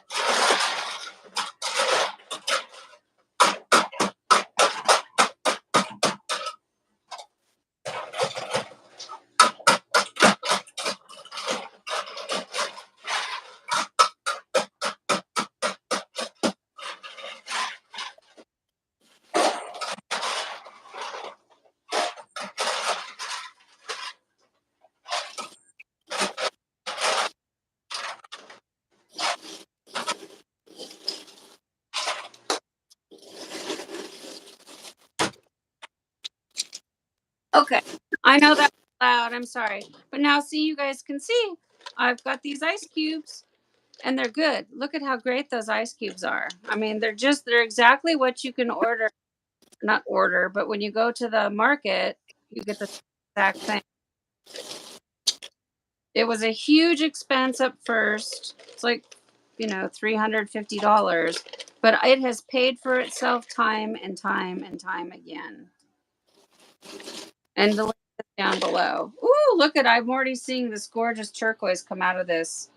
Um, Oh, I'm excited. Look at, I don't know if you guys can see it. It's beautiful. Okay, what ice are you using? Bullet ice or? I'm just using bullet ice. Yeah. Yeah. I have the bullet ice machine too, guys. There's nothing wrong with the bullet ice. The only problem is it takes longer. It It's a, does. it's a small countertop machine, but it makes terrific ice. And if you're able to if you're a stay-at-home tie-dyer and this is your main job, and I mean Margo works, but Margo, wouldn't you say it kind of takes a lot of paying attention to? Oh, absolutely. Like I only make ice when I know that I'm going to be around all day and can babysit it. Yeah. And that's the same exact thing really for this big ice machine. I don't turn it on unless I'm actively tie dyeing. So now that my freezer's empty, I'm going to leave it on. I'll bake up as much as I can fit in my freezer, maybe 3, maybe 4 bags, and then I will turn it off until I use up all my ice again. It's not something that I leave running all the time. I leave my nugget ice machine running constantly because I use it all day, every day. Well, no, that's not true. I use it all day when I'm tie dyeing. So does your nugget ice maker, does it have a refrigerated bin on it so it doesn't melt? No, so it's not a freezer, but it recirculates. It's a contained machine. So as the ice melts, it takes it back up and it makes more ice. So it's just a very it just recirculates itself. Um, the big one does not. It doesn't freeze either. So it when it melts down into a bucket, and then I have to pour the water out. Um, so that's why I have to also babysit the big machine. But like I said, I can, in a couple of hours, I can bag up 2, 3, 4 bags of ice. Well, look at how much ice I've gotten just since we've been talking. I mean, and there's still more in there. It's really worth it, you guys. And that color, it's like bronze and green. Oh, it's so pretty. Yeah. Okay. So I've added enough ice for me to where I don't, you guys can always see up here where I can't see, but I don't really see any fabric showing through. Now I'm going to do, oh, I've got this. I'm going to use this up just because I have it. I don't want it to go to waste. So I'm going to throw this on there too. Actually, I'm going to throw that on top. Okay. So you think I should do dye over ice? With the Okay. drying egg, yeah, I'm curious to see what that does. Because Okay. I've never done the same dye under ice and over ice. Oh, really? Okay. Well, maybe I shouldn't add another. Maybe I should only do this color then. Because if I Yeah, add another color, we might not know what's happening, right? yeah. Well, So and so I did the same thing here. I did wandwood under ice and over ice. what is it called? Wandwood. Oh, It's another happy cat and wand. color, right? Or a happy cat. Well, see, she's just cranking out all these cool colors. I haven't heard of that one yet. Okay, so um maybe I'll just kind of, let's see. I'll just kind of like stripe it at a diagonal. And I'm going light. I mean, I want good saturation, but I also don't want to put so much on that there's no splits. So I'm going to start out with a diagonal, but you know what, you guys, I am going to go, I always do it. I'm going to end up going heavier than I say I'm going to, because down below, I'm already seeing some like chartreuse. Oh, wow. This is interesting. Like it's so amazing how this orange powder is making like lime green. Yeah. It, there is a lot that comes out of that. It's pretty wild. Oh, oh my God, there's jade green right there. Oh, that's so pretty. I just love, like, I know you guys probably can't see it, but just like the dye going down the side of the ice cube is amazing.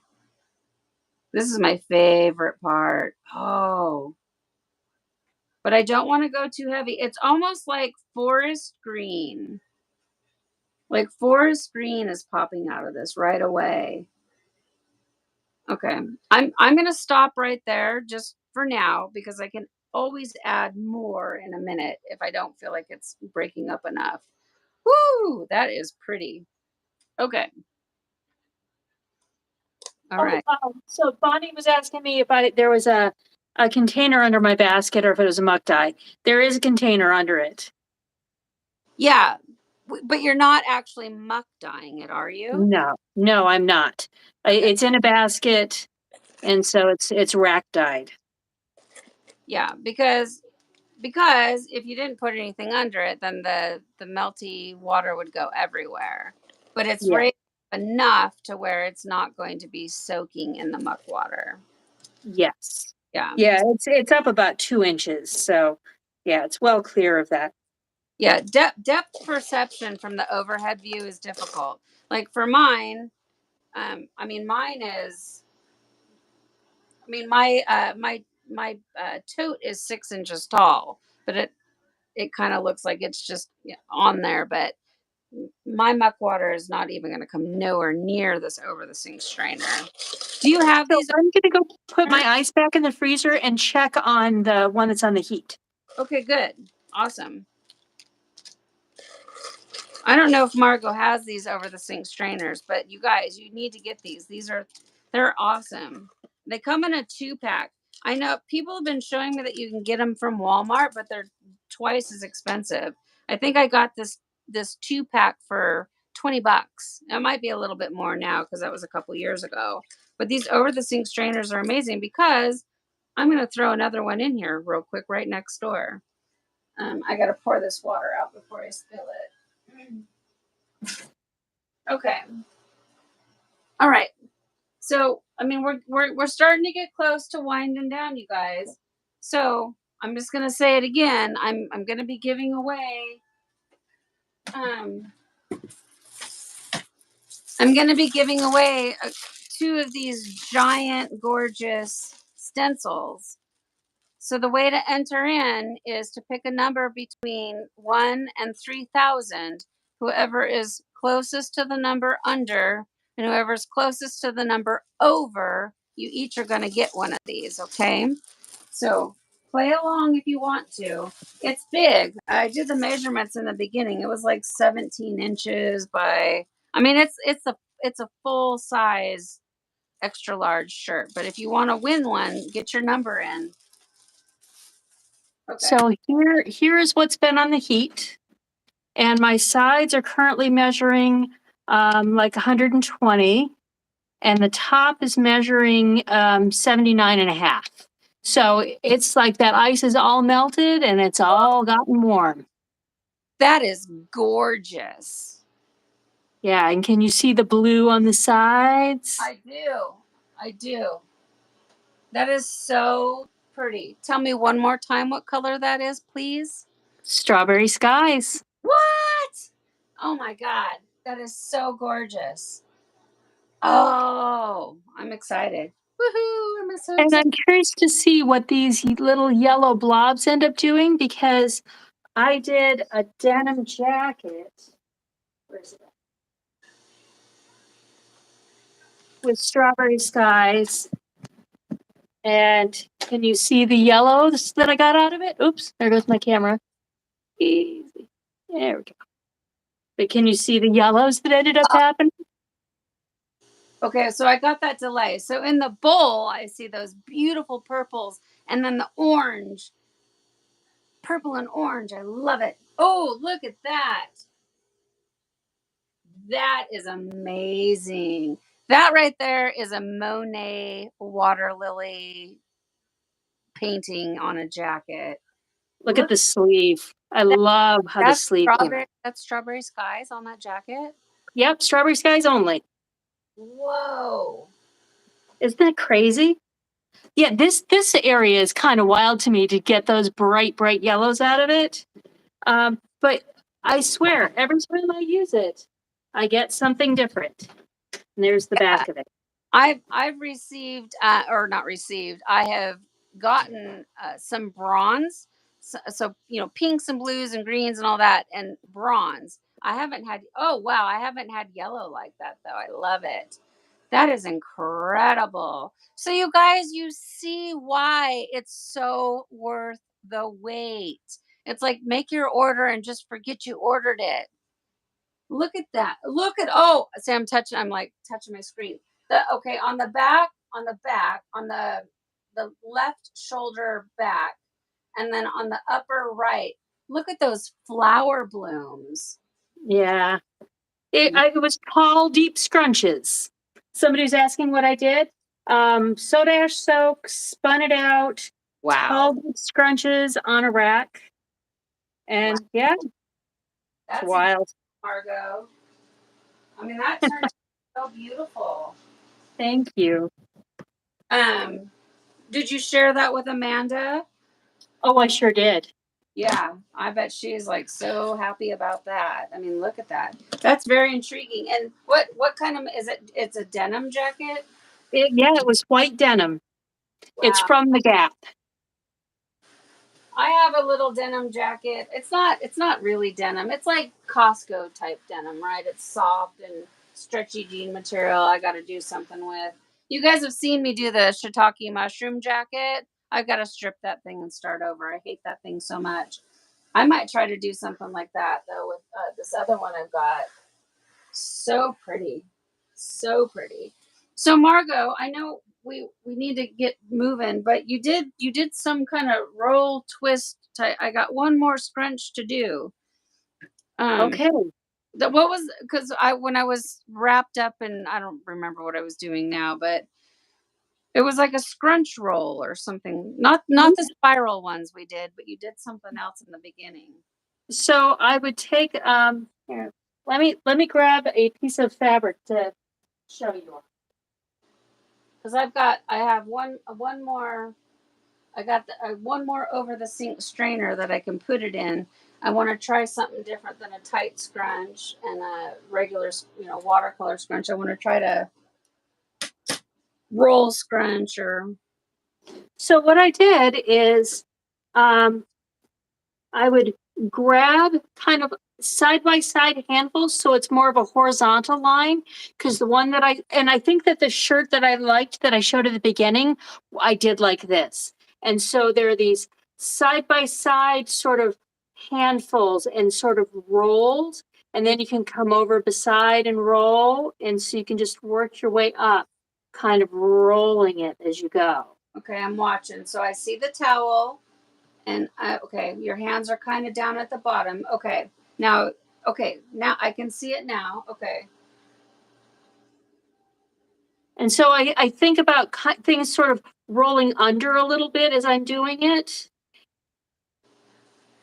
And so you end up with these sort of more horizontal lines of scrunch, if that makes sense. Yeah. Okay. So I'm gonna kind of start by rolling it and like roll it And, strong.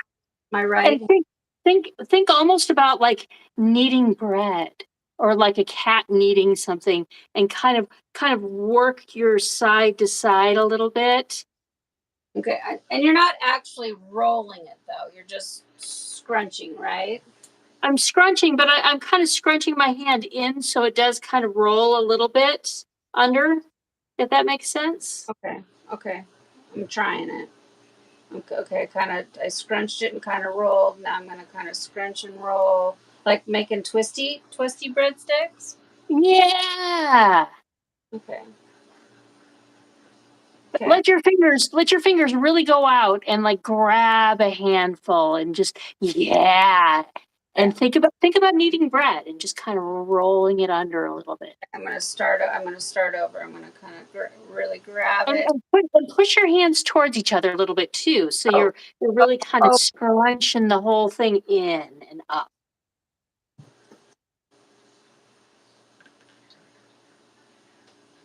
Well,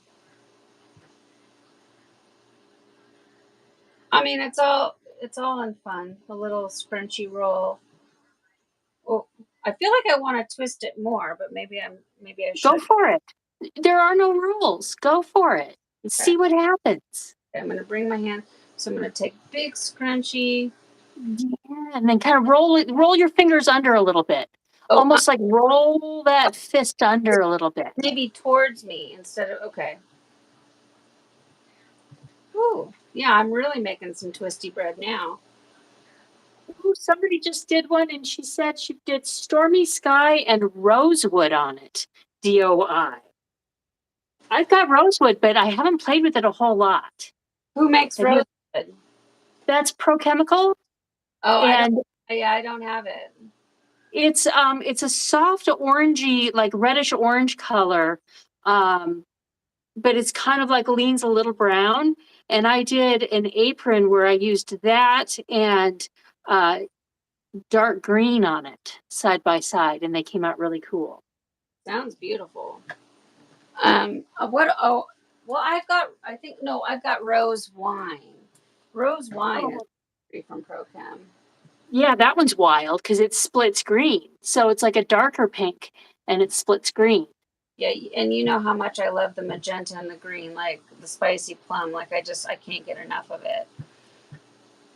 Okay, well, I don't know. I'm rolling and twisting. And then once you roll it and twist it, do you do anything special? Like, do you twist it to, like bend it in half, or because I was really not watching. So like, did you do like this or?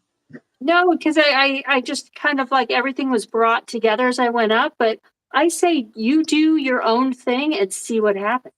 I just got curious and was like, well, what if I just do this? Like, twist it like I don't know, twist it. Because the whole idea is just how can we do scrunches and then just do something different? Ooh, Right. I think I might try that. So for me, on yours, on the one that you demonstrated, I'm gonna watch it back.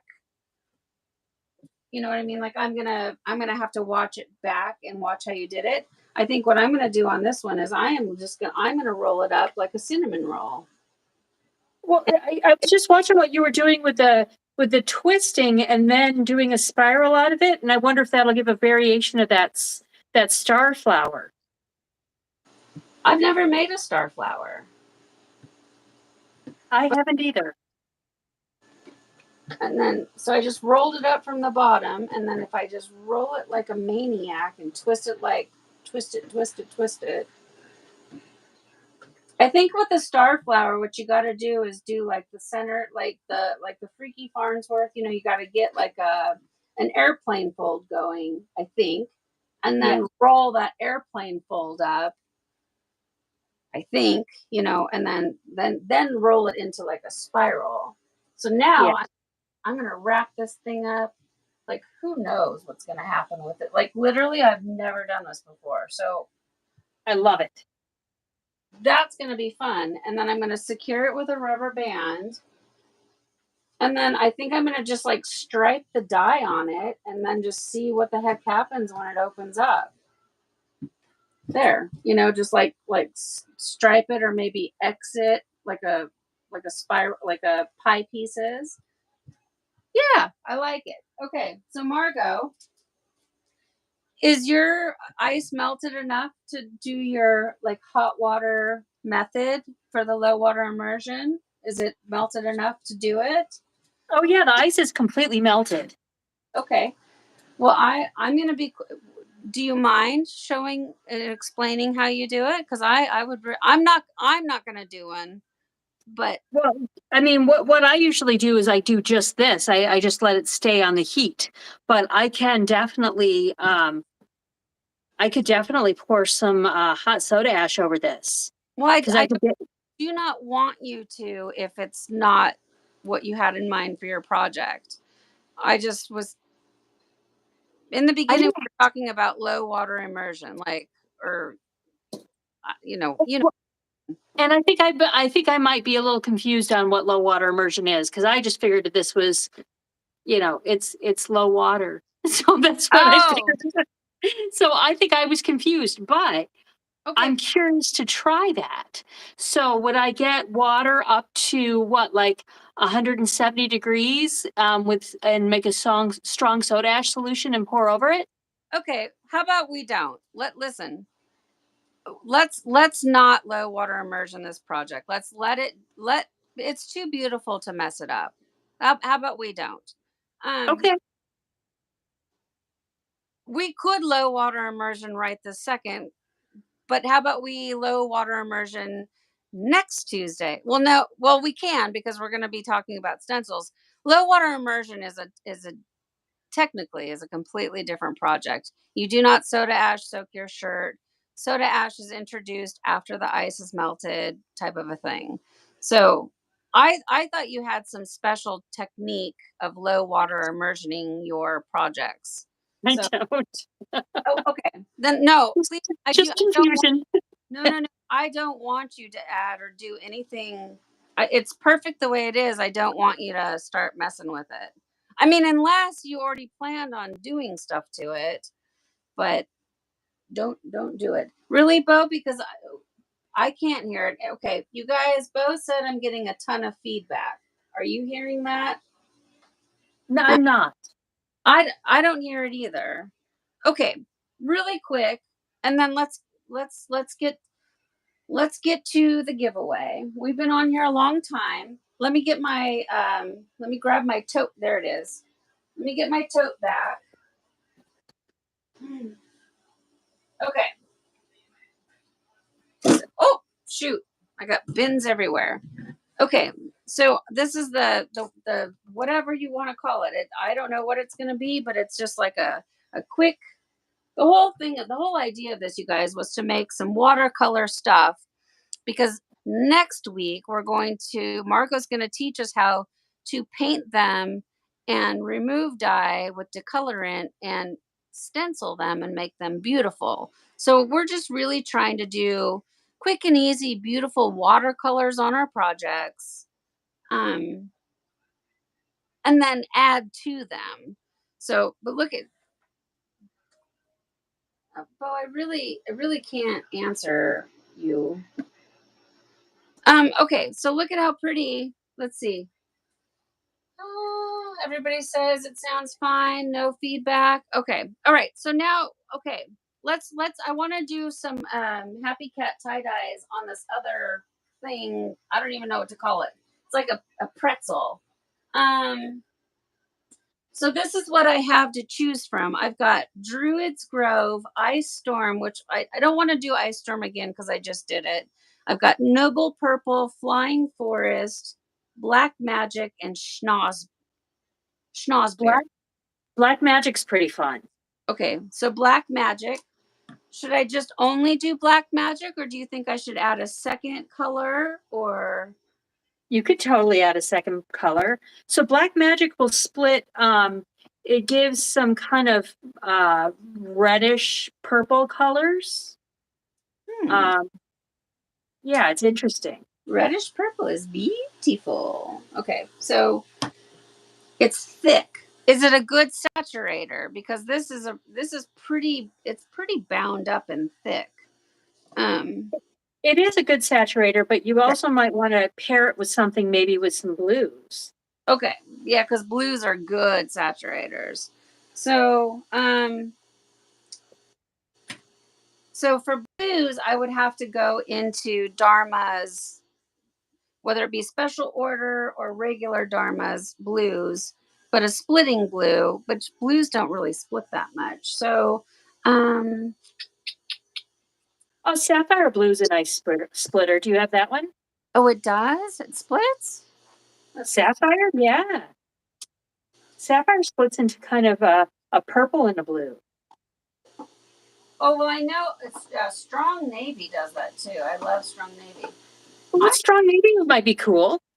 I am not sure if I have Sapphire yet, because Sapphire was one of those colors when I first started making all my orders. They didn't. It was out forever because of cerulean blue issues. So, oh wait, oh, I have Enchanted Sunset. That was on the table.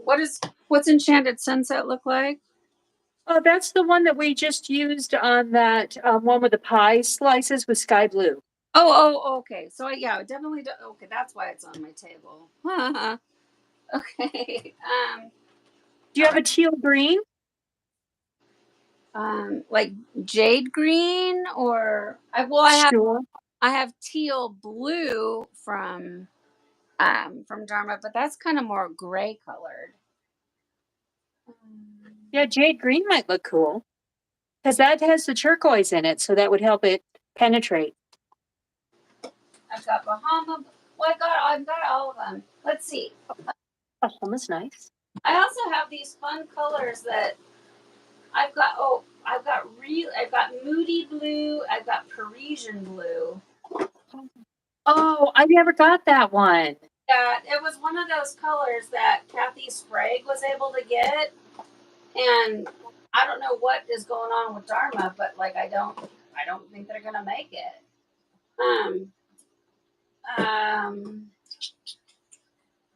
But also, so when we're painting them, I don't want it to be too dark because I want the paint to show up. So, oh, Paris green. If I can find that. Do you think? No, you think it's better if I go with blue? Okay. Well, green. I mean, greens will split to blue. Okay. So I'm gonna try Parisian blue. I never use it, so I'm curious. Okay.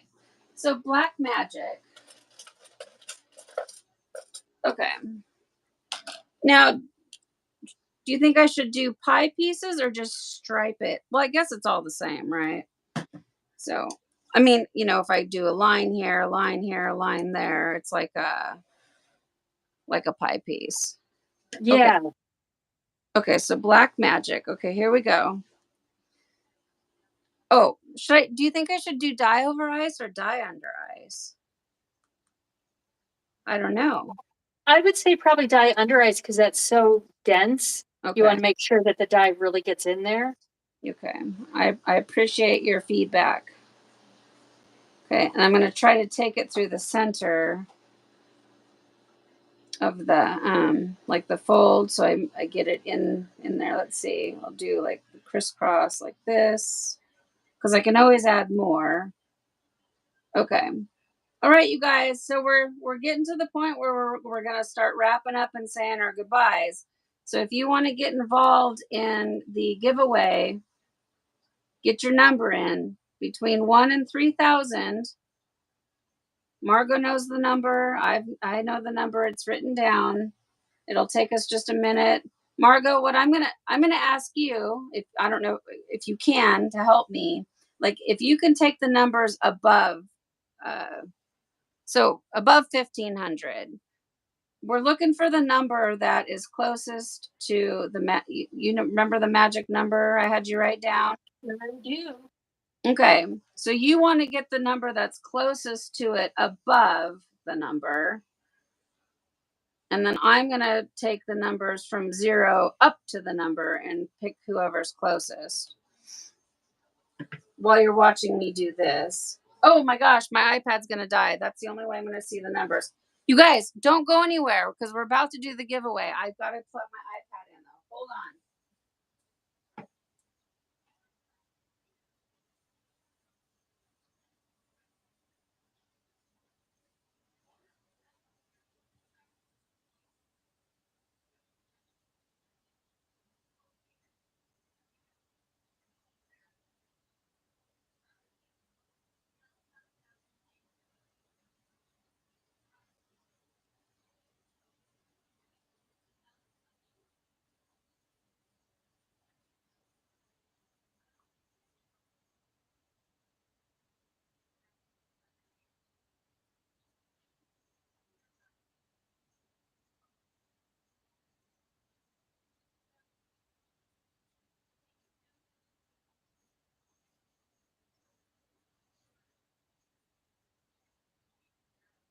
Oh, sorry. I'm like scrolling through, but you guys are still there, right?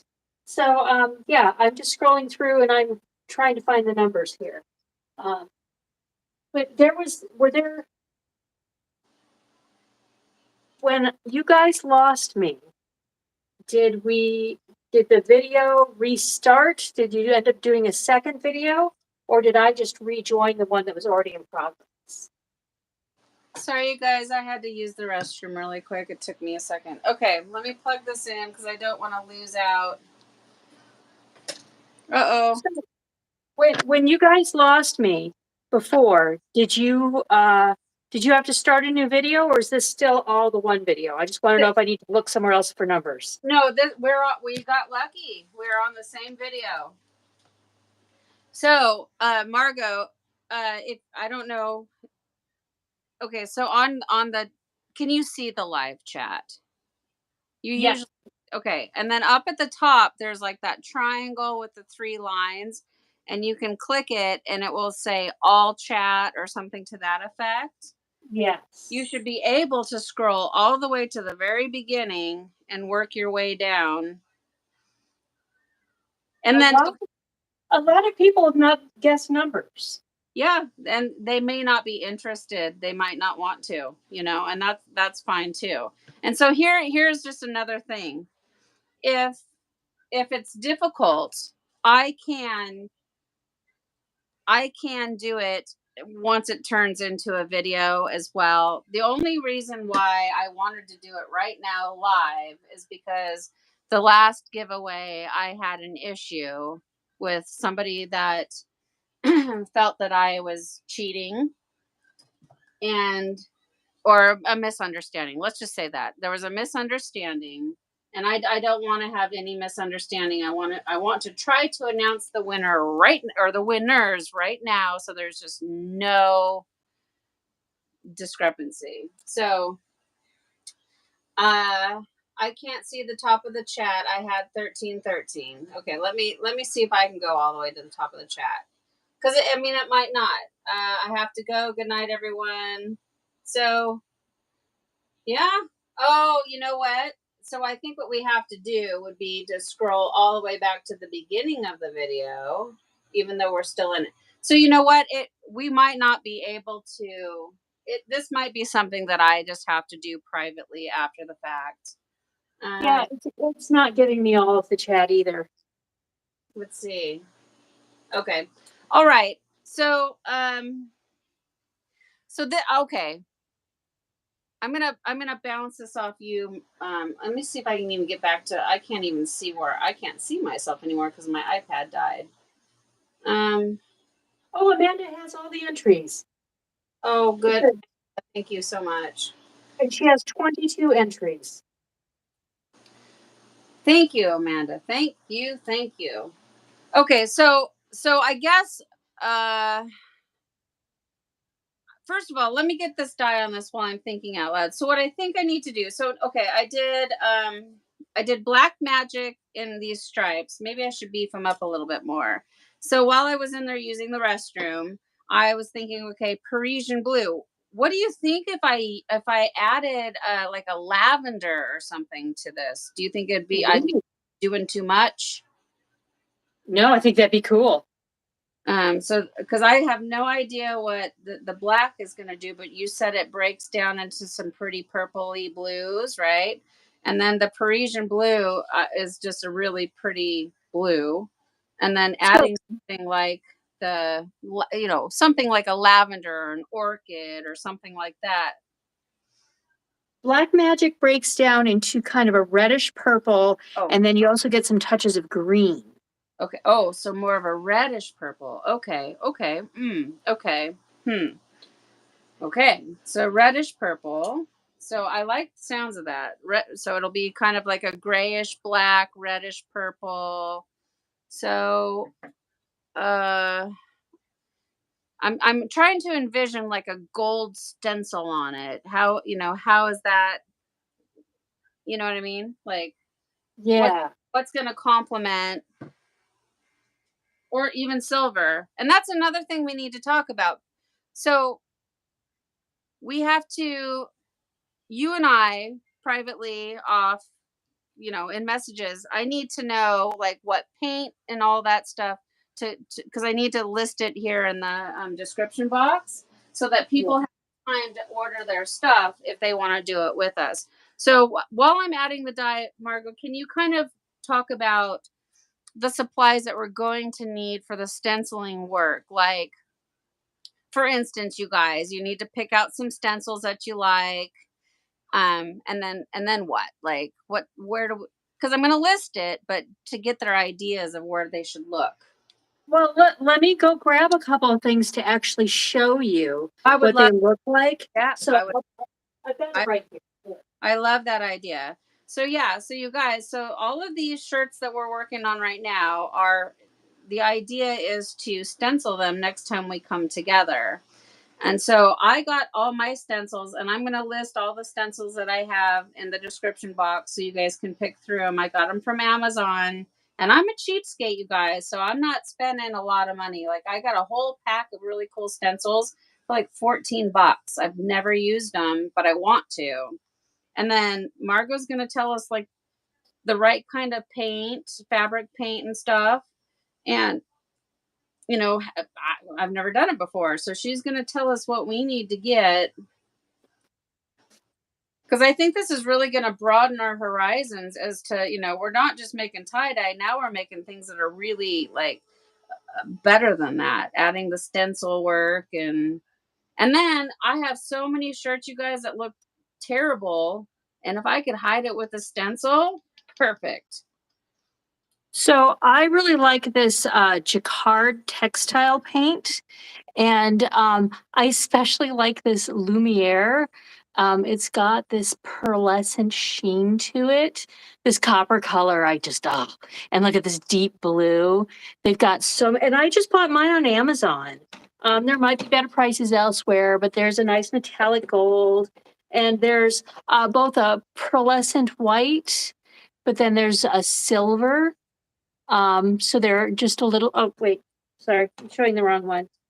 Oh, there's the silver. So there's a silver versus the pearlescent white.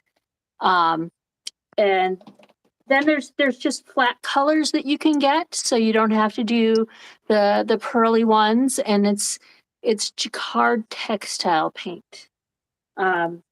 And there are smaller bottles you can get. You can get a multi-pack, but I find that I use quite a bit of paint. And I like to use their little sponge stencil brushes. This one I've used quite a bit already, and they wash up and are reusable. And I bought mine in a multi-pack, and they were pretty inexpensive. And then this is for the reversing the jacquard decolorant paste. And I can't remember if I bought mine from Dharma or if I bought it off of Amazon, because Amazon does sell it.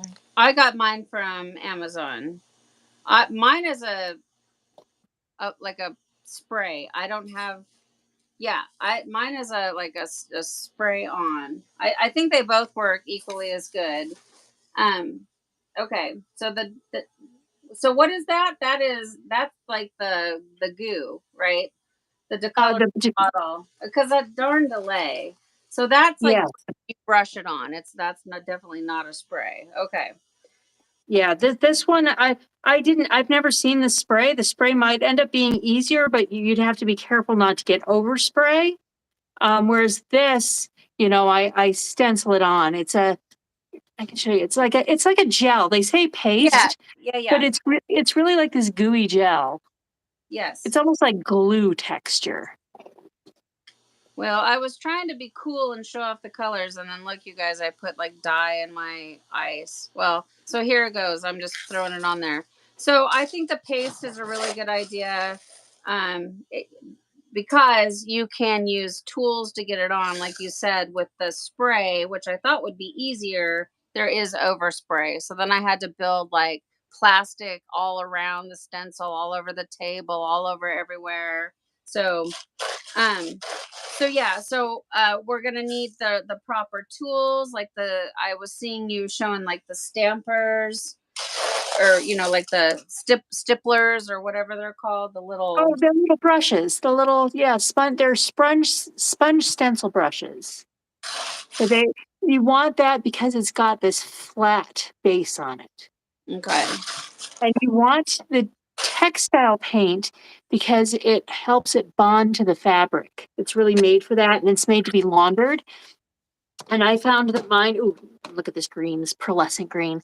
Um, but I found that when I first did them, they felt very stiff, but after laundering, they soften up nicely. So the fabric on the shirt, like after the process, yeah. But after the paint goes on, the paint feels kind of stiff, Oh, you but got. after you launder it, it's much Ah, better. okay. Okay. And so, okay, so I'm just looking at your bucket, like having paint envy now. Like, oh, I got to get all those. Uh, I'll Well, probably. there's certain colors that scream your name, but look at these blues. Ah, they're all so pretty. Mm. No, they are super beautiful. Now, I mean, we're going to get into it in detail when we do it. Um, are there are things that need to like dry for a certain amount of time before we can iron them, or do they need to be set with iron, or what So what the what can we expect? so the paint has to dry for 24 hours before you iron it to set it. Okay. The decolorant has to dry thoroughly before you can iron it. Yes. Um, so I might go ahead and have one of those stenciled up with the decolorant and dry so that I can iron it for you guys in front of you so you can watch the magic happen. Oh, I know. That was when I made mine. Because I have a video on that stencil. I remember when I was ironing it, I was just like, "Wow, this is so cool!" Because I did mine as a reverse dye. So I took a black shirt, reversed the dye out, and then I put dye back into it. So, but yeah, when I could see like, because all you see is a black shirt, and then the iron, it's like her face started to show up, and I was like, wow, this is intense. Yeah, the decolorant is super cool, but it stinks really bad, you guys. So you plan ahead. Like if you're gonna do the decolorant, you have to be able to ventilate your space. It's terrible. Oh, Yeah. it is so bad. Rotten eggs on times a million. It smells so bad. Um, okay. So I'm super excited. So So, you guys, what you want to do for those of you that made your projects along with us, And those that didn't, that plan on doing it after the fact, make yourself some watercolor scrunches. I'm going to set this off to the side before I bump it and make a terrible disaster. Um, um, I'm gonna just give me 1 second to clean off my table because I want to show you an example of why I'm really looking forward to learning from Margo this method, because Margo has made some incredibly amazing stenciled projects, and other people too. Kathy Sprague has been really showing some beautiful stuff on her. Kathy Sprague is who I used to get the dye from. You'll find her in the tie-dye supplies marketplace. Lots of people do it, but Margo made a particular sweatshirt, and I was like, wow. And so I'm really glad that we're doing this because I have so many projects that need to be saved. For the most part, the project is fine, but there's just an area that is terrible. And instead of having to re-dye the whole thing, I can just fix it by putting a stencil over it. Wouldn't you agree, Margo? Like, Absolutely. instead of trashing it and starting over, if you can. Would you guys remember the shirt she was wearing last week? How beautiful that, I think it was last week, how beautiful that was with those stencils on it. So here, I'm still going to make a video for this, but I was swatching out Rosebud and something. There are certain areas of this shirt that look really beautiful, but then there are certain areas that are just like these huge blobs of this red dye, and I don't like the way it looks. But if I could put like a gold medallion over top of this, and then the rest of it can look beautiful, I want to try that before I strip it down and start over. Like the back isn't so bad. Red rose, and anyways, I'm just really surprised at how orange the colors look. These are Dharma's special order dice. But anyways, imagine a beautiful gold medallion here instead of these blobs of red blotches. Yeah, see I'm over here tapping my screen. See? Now, that's the decolorant or is that paint? That's decolorant. So this was a muck dye from Pearl Chemical called Grayish Purple, and I actually did a muck dye with it. And this was a shirt that hung around for sale, and nobody was into it, and so I brought it home and I tried this out, and I decided to keep it, and now a bunch of people have wanted to buy it. Yeah. Because I mean, look at that. Look, you guys can't see me tapping my screen, but I mean, look at the difference. It gives interest and new life to a project that might otherwise just, be like the gardening T-shirt that gets ruined. Like we put it on, and who cares if we ruin it? No, I love that. And I was bringing it up close to the camera to show the colorant will take out most colors, but it'll often leave the blue behind, and I love that effect. I So love like it. up here, there's some neat contrast with that. The decolorant is pretty amazing. Jacquard, you guys, if you go on YouTube and go on their page or whatever, they got some really cool stuff. Like you can take a photograph of your family and take it out into the sun. Like you put the chemical down or whatever and put the picture on there, and it takes a picture on your shirt. They have some really interesting products which I have never even tried. But have you seen that product, Margo? I have. I have friends who have used it. I mean, how cool is that? You take a Yeah. picture on your T-shirt. They have a lot of really super duper cool things. So, I definitely recommend it. But like for instance, I like this shirt. What is this? This is a district. I don't even know what that is. It's a really super cute. I think I feel like I got this from Dharma for some reason. I don't know. but it has a really cute like scoop out neck, and it's got the little like half crop type sleeves, but I ruined it. Like, to me, all these big blotches of it's just the way it goes. But like, this is really beautiful. So, like, to me, this shirt is a total loss. But I know, I remember it. This is not cheap. It wasn't like a $2 blank. It was like an $8 blank.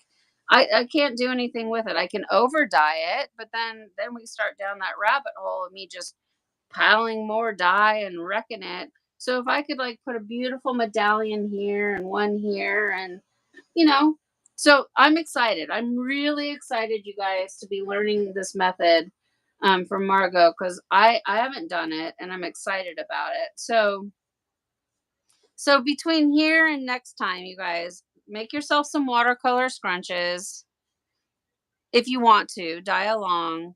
And in the meantime, Margo's going to give me like all the information of what we need to get, where to find the colors, like paint colors.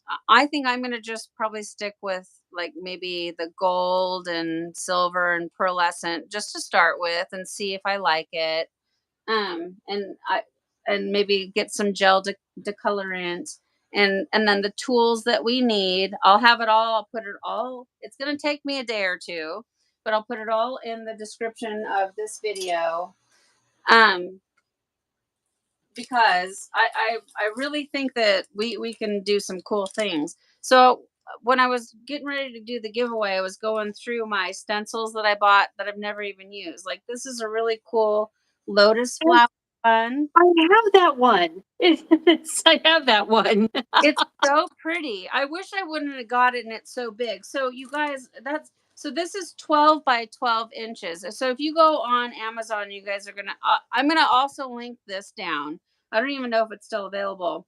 I think 12 by 12 is humongous. Bigger is not always better. So like, I mean, if you want to do like a chest piece or something or on the back, but imagine if it was small and you could kind of put a few all over. So keep in mind, this is 12 by 12 inches. And then I got this one too. This one's beautiful. Kind of hard to see. I don't know if it'll show up. Kind of looks very similar to what you have, but I think having, like, it doesn't look like you're using the same one on each stencil either. But this is like a really beautiful sort of mandala type. Yeah, too hard to see because of the glare of the light. But again, I mean, this thing is like 12 by 12. Margo, what size? What 12 by 12 is huge, isn't it? Right? Yeah, I think that mine are maybe 10-inch. Where's my ruler? Well, yeah. Oh, these are pretty big. That's over 11 inches. So Yeah. I think they were 12-inch sheets. Yeah, so the sheet on this one, the whole thing is about 17 inches, and then like the pattern itself is about 12 inches. So I think something to keep in mind if you're looking for your stencils, smaller is not necessarily a bad thing. I wish I had. I'm also gonna go stencil shopping, you guys. To get like, so if I love this shape. Like, this would be awesome on the back, middle of the back, and then having like a smaller one here and there. And then I got this whole pack, and it has blessed, dream big, be kind, believe. This is us, maybe, or family. I've never used them, and like, I'm a penny pincher and I'm frugal, and I want to say this whole thing was like $14. I don't like to spend a lot of money. I like to save money as much as I can, but like, they're cool. But I mean, imagine like on the front of one shirt, you do that on there. You have a beautiful watercolor, and then Margo's gonna teach us how to like do it, and I can make be kind or blessed. I mean, these are huge. They're meant to go on walls, you guys, but we can do whatever we want with them. Well, and the fun thing is with painting them, we can make that not a solid color, but like you can make a gradation of you can make a rainbow gradation with that word. Oh, yeah, yeah, yeah, yeah. For sure. Like, yeah, if we had the right. Yes. And I have I've got these paints. Um, it's like a neon tie-dye kit. No, it's not. I mean, it's not tie-dye, but it's spray, like fabric spray paints in neon colors. So for instance, you have this, you could do it on a white shirt where you like I did it on the butterfly shirt.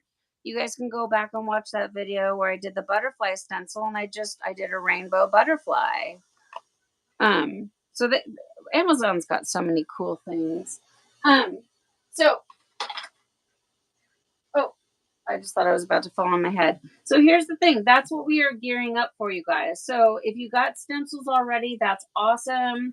If you want to go shopping for stencils, I recommend it. If you just want to wait, that's cool too. But Margo is going to teach us and tell us what tools we need and how to do it. And we're going to learn how to take our boring, messed up tie dyes and turn them into something really super cool. And I'm so excited. So, Margo, I appreciate it so much. So Amanda was just asking to have, I just messaged her the winning number, and she is Oh, going to let us know who the winners are. okay. Thank you, Amanda. Thank you, Margo. Thank you, Amanda. Amanda, you're so helpful. I appreciate it so much. So here's the thing, you guys. Okay. This video is totally self-contained. I've already said it once and I'm going to say it again. Once this moves into a actual video, the giveaway is closed. Okay? So, uh 24 hours from now, you can't give me a number and tell me that I cheated you out of the opportunity. Okay? Please be nice to me. Um Amanda is not going to cheat. I'm going to double check. I'm going to also look through the numbers and I'm going to double check and make sure that Amanda is not cheating. Okay? So, and this is what you're going to get. So, for those of you, I know it's really hard to see because the table is white. This is a giganto. She's the most beautiful lady stencil, and I got a tutorial on it where you can see it in color. It's humongous. Um, It'll be awesome on a tapestry, a towel, the back of its shirt. I did it on, I think, a 2XL black shirt. So it fits on a t-shirt, but it takes up the whole entire thing. So this is what you're giving the number between 0 and 3,000. The person that is closest under the number and the number that is closest over the number. And then that's it. And we'll do giveaways again. I mean, this is not the end all be all of giveaways, but this is what we're gearing up for. Stencil work next week. Vonda, pick me, pick me. Yes. So I just really just want to make that clear. Please, this is all fair and it's all for fun. And it is no fun when people get mad at me and are mean. I don't like it. It hurts my feelings and it makes me not want to do giveaways ever again. So, Okay.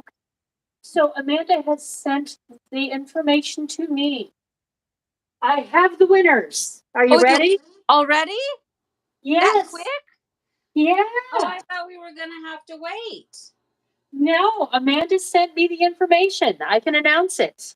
Please announce the winners. And then, okay, before you announce the winners, I need the winners. If you played along, I absolutely need you to be able to contact me via Facebook Messenger. If you don't have Facebook and you can't contact me, we can't play these games.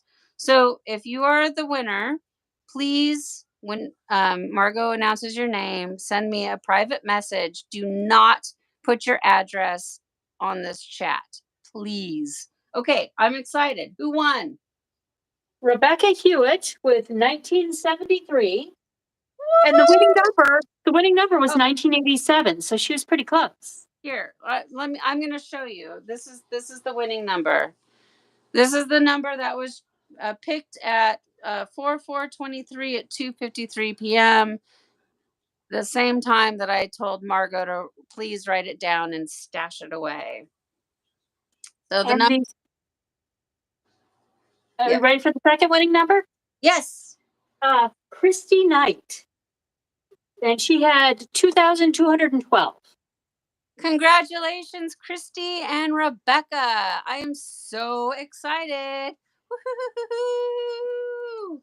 Margo, can you show your winning number just so that it's not rigged? Yes, let me just pull that out of garbage. So Sorry about that. before we started the live, I asked her to please write this number down, fold it up, and set it aside. Nobody is choosing favorites. It's nothing like that. It's really legitimate. Um, I and had tossed it in the garbage, but I pulled it back out again. oh my And God, there it is. I appreciate all of you for playing along and having fun with it. I will get, as soon as you contact me privately via Facebook Messenger, I will get your awesome stent. She's gorgeous. Yeah, there it is. It's upside down, but that's okay. You can see it. It's 1987, the winning number. So thank you, Amanda, for doing that. I appreciate it because then I was going to have to like wait for the video to become or the live to become a video. And so, yeah, I don't know if you guys can see that, but it says 1987. So, by a hair. I don't know what number you picked. I wasn't able to see, but thank you all for playing along. I mean, I had a lot of fun. Now the next giveaway is moving down the future. I'm going to get away from the number drawing. I just felt like since we were live, I was hoping we were going to be able to do it. I see now it's a little more difficult than I wanted it to be, but I'm not going to stop doing giveaways. But I will stop doing giveaways if you guys pick on me. I can't handle it. Okay. So, what a fun live this was. I'm excited. We got a bunch of shirts made. I'm excited to do some stenciling work and take tie-dye to the next level. I think it's going to be so much fun. Margo is going to, I don't expect Margo to do anything right this second, but she's going to give me the links that I need, and I'm going to put it all down in the description box to make it easy for you guys. You already heard her say it's jacquard fabric paint and stuff like that, but the links will make it easier to shop. And then hopefully next week we'll all have our supplies and we can start stippling on some beautiful stencils and make our work look. I'm not going to stencil this. I think this thing is just too cool, but I'm going to pull out some projects that I think I should over dye, stuff like that. So, all right, I'm just going to, does anybody have any questions about what we need to do? So I'm going to wrap it up with this. So all of the projects that I made, I'm taking into the house. They're at 70 degrees. We keep our house way too hot, but it's 70 degrees and I'm going to let the ice melt. I'm going to check on my projects. If I feel like they need more saturation, I'm probably going to add a second layer of ice. Check your back, peek into the folds. They're scrunches, they should be fine, but work with your project. If it needs a little more dye here or there, work with it. But I'm going to let it batch for 24 to 48 hours. How about you, Margo? What are you doing with your projects? Well, I'm going to put this puppy back on the heat for a little bit longer. Because I want to rinse this out in the morning and see what happens if I leave it on the heat overnight and just like really cook it. I think it'll be ready to go. If you got that nice good I need to put a link for her food dehydrator down there too. I haven't put one down there yet, but you guys, that thing looks like, I mean, look at how quickly her ice melted. Yeah, I almost said the F word. That's friggin' amazing. So I need to put the food dehydrator down there in case you guys are interested. Okay, so you're gonna batch that one overnight on there. How about the other ones that you're not applying heat? What's your method? What are you gonna do? I'm going to I probably will, if I have time in the morning, I'll do some hot Glauber salt solution, 1 teaspoon to 4 ounces of hot water. I try to get it to between 150 and 160 degrees, and I'll just drizzle that over each of them and to dissolve any undissolved dye. And then I'll let them sit all day and hopefully rinse them out tomorrow night. I'll take a look at them. I might let them batch until tomorrow or until, what would that be? Thursday morning? What day are we? Yes, I think it'll be Thursday morning. So let's see, where are we? Yeah. So we're at Tuesday night, Wednesday. So tomorrow night, what? So wait, hold on. You're gonna globber salt them and let them batch all day and then rinse them out Thursday morning or tomorrow night? Tomorrow, either tomorrow night or Thursday morning, Oh, okay. depending on how I feel and where my energy level is. Oh yeah, well, I mean, at the end of the day, that's why my Tuesday projects go till Friday because I want to rinse them out Thursday night, but I'm like, I'd rather go to bed. So okay, so kind of the same thing. She may flush hers, she may not. And you guys, you can always go on to her Facebook and look at her Facebook profile. Do you ever show like process pictures, or do you share them in the group at all? Like if you I do. okay, I so do, especially on the stuff for the live videos. I try to, although for the live video stuff, I've not been photographing anything because it's on a live video. But well, for other right, projects, I do show process pics. okay, so my, I'm looking over here. So okay, so Margo has she's got her Facebook page. You can always check out her Facebook. She may or may not show process pics. I know I definitely don't show process pics. So like if I do anything random tomorrow, I usually will record it and make a YouTube video out of it. But Margo might. I don't know. But um, tell them again where they can buy. Like you guys, you need You need to buy that hoodie she made. Or well, shirt. Is that a hoodie or a t-shirt? I can't This tell. is it's a hooded t-shirt. So you need to buy this hooded t-shirt. So I'm gonna leave you to tell everybody before we wrap up exactly where they can find you so they can buy your mate. Like that thing is so pretty. Look at that.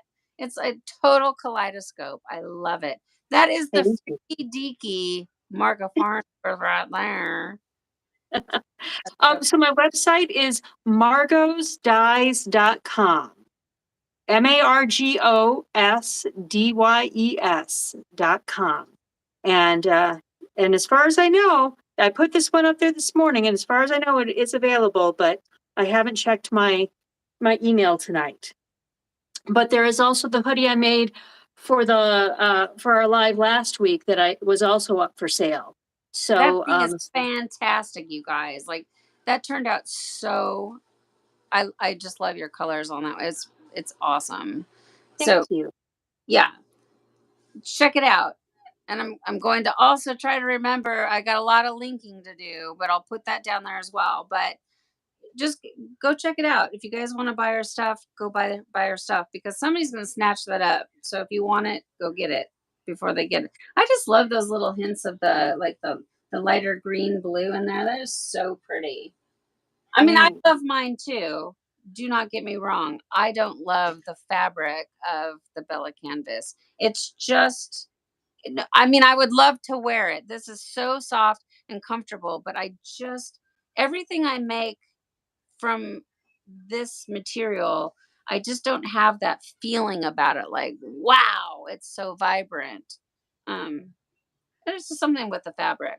But I'm telling you what, this is the type of thing that you could put on. What I'm trying to say is you guys don't buy this from them, but you can wear this stuff all day. Like you put this on, you will not get hot. It's super soft. It feels like slick and slippery.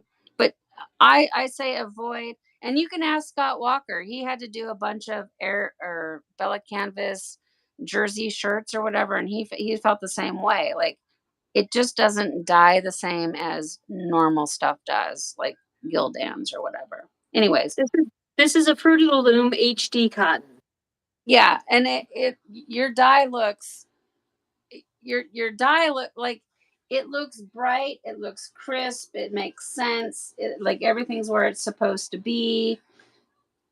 I don't know. You'd have to be here. I just like, what is all this like? Yeah. Anyways, if you want to buy this, it's available. I mean, I'm just saying, like, I don't want you guys to buy the heirloom jersey from Bella Canvas. I want you guys to avoid it because it's not cheap either. And that was an XL, correct? Let's see, what is this? Yeah, this is a extra large Bella Canvas heirloom jersey. Um, it's just something, it's you know what it reminds me of. So at Walmart, up at the like near the cash registers, they've got all the really nice comfortable t-shirts. They're like $4 or whatever. This feels like it's just full of polyester. It's not.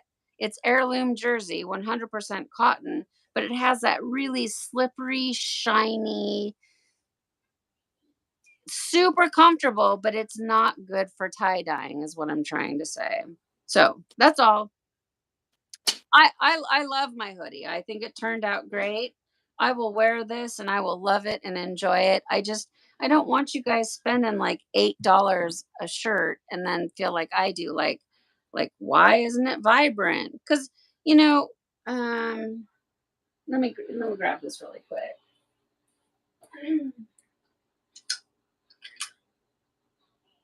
And I don't know, maybe it's just me, but look, this is Port and Company Spicy Plum.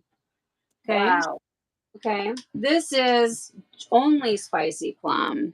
This is Bella Canvas Heirloom Jersey uh spicy. Wow. And I have done the same process on both of these. You guys know that I batch for the full 48 hours, 70 degrees. I sometimes batch for 72 hours. The vibrancy on this heirloom jersey is just not the same. So that's what I'm trying to impress upon you. It's lovely though. It feels so lightweight. It's so soft. It feels like butter. For tie dyeing, it's just not where you want it to be. That's all. I mean, unless you really want to make pastel stuff. So that's all. So I'm off my soapbox. um, I don't know. It just when I spend a lot of time working hard on a project, I want it to be really bright. Not that this isn't bright, but you know what I'm saying. So I love it though because it looks like the flowers and the Monet and anyways, so I just want you guys to understand that. Pay attention because no two cottons seem to be the same. I mean, as you can see, the difference in the vibrancy. Ooh, I can see the color, the wandwood. I can see it developing in here. Can you guys see that in there? Trying to like peek in there because like I'm seeing both the orange and the greens in there. Spicy plum is from Pro Chemical and Dye. Let me see. Oh, look at those cute. See, you can really see the shape of the bullet eyes right there. Oh, go up a little bit higher. Oh, because right now all I can see is the basket. Look at those little. You know what those ice cubes remind me of? Are calamari. I was thinking lychee, the little Chinese fruit. I don't think I've ever had that before. Oh yeah, look. Oh yeah. Okay, I see it down in there. Look at that. That is so pretty. Super pretty. The ice cubes almost look like little beads at this point. Like you can just beat them up and. Okay, so okay. Oh my goodness. Oh, why does the bath or the tote always seem so much heavier once the ice starts to melt? Like the water feels heavier than the ice. All right, you guys. So thank you so much for tuning in tonight. I had a ton of fun. Really random, all different kinds of watercolors and twofers and just fun, different dye colors and all that good stuff. Margo, thank you so much for going live with me. You guys, I'm telling you, I'm begging you.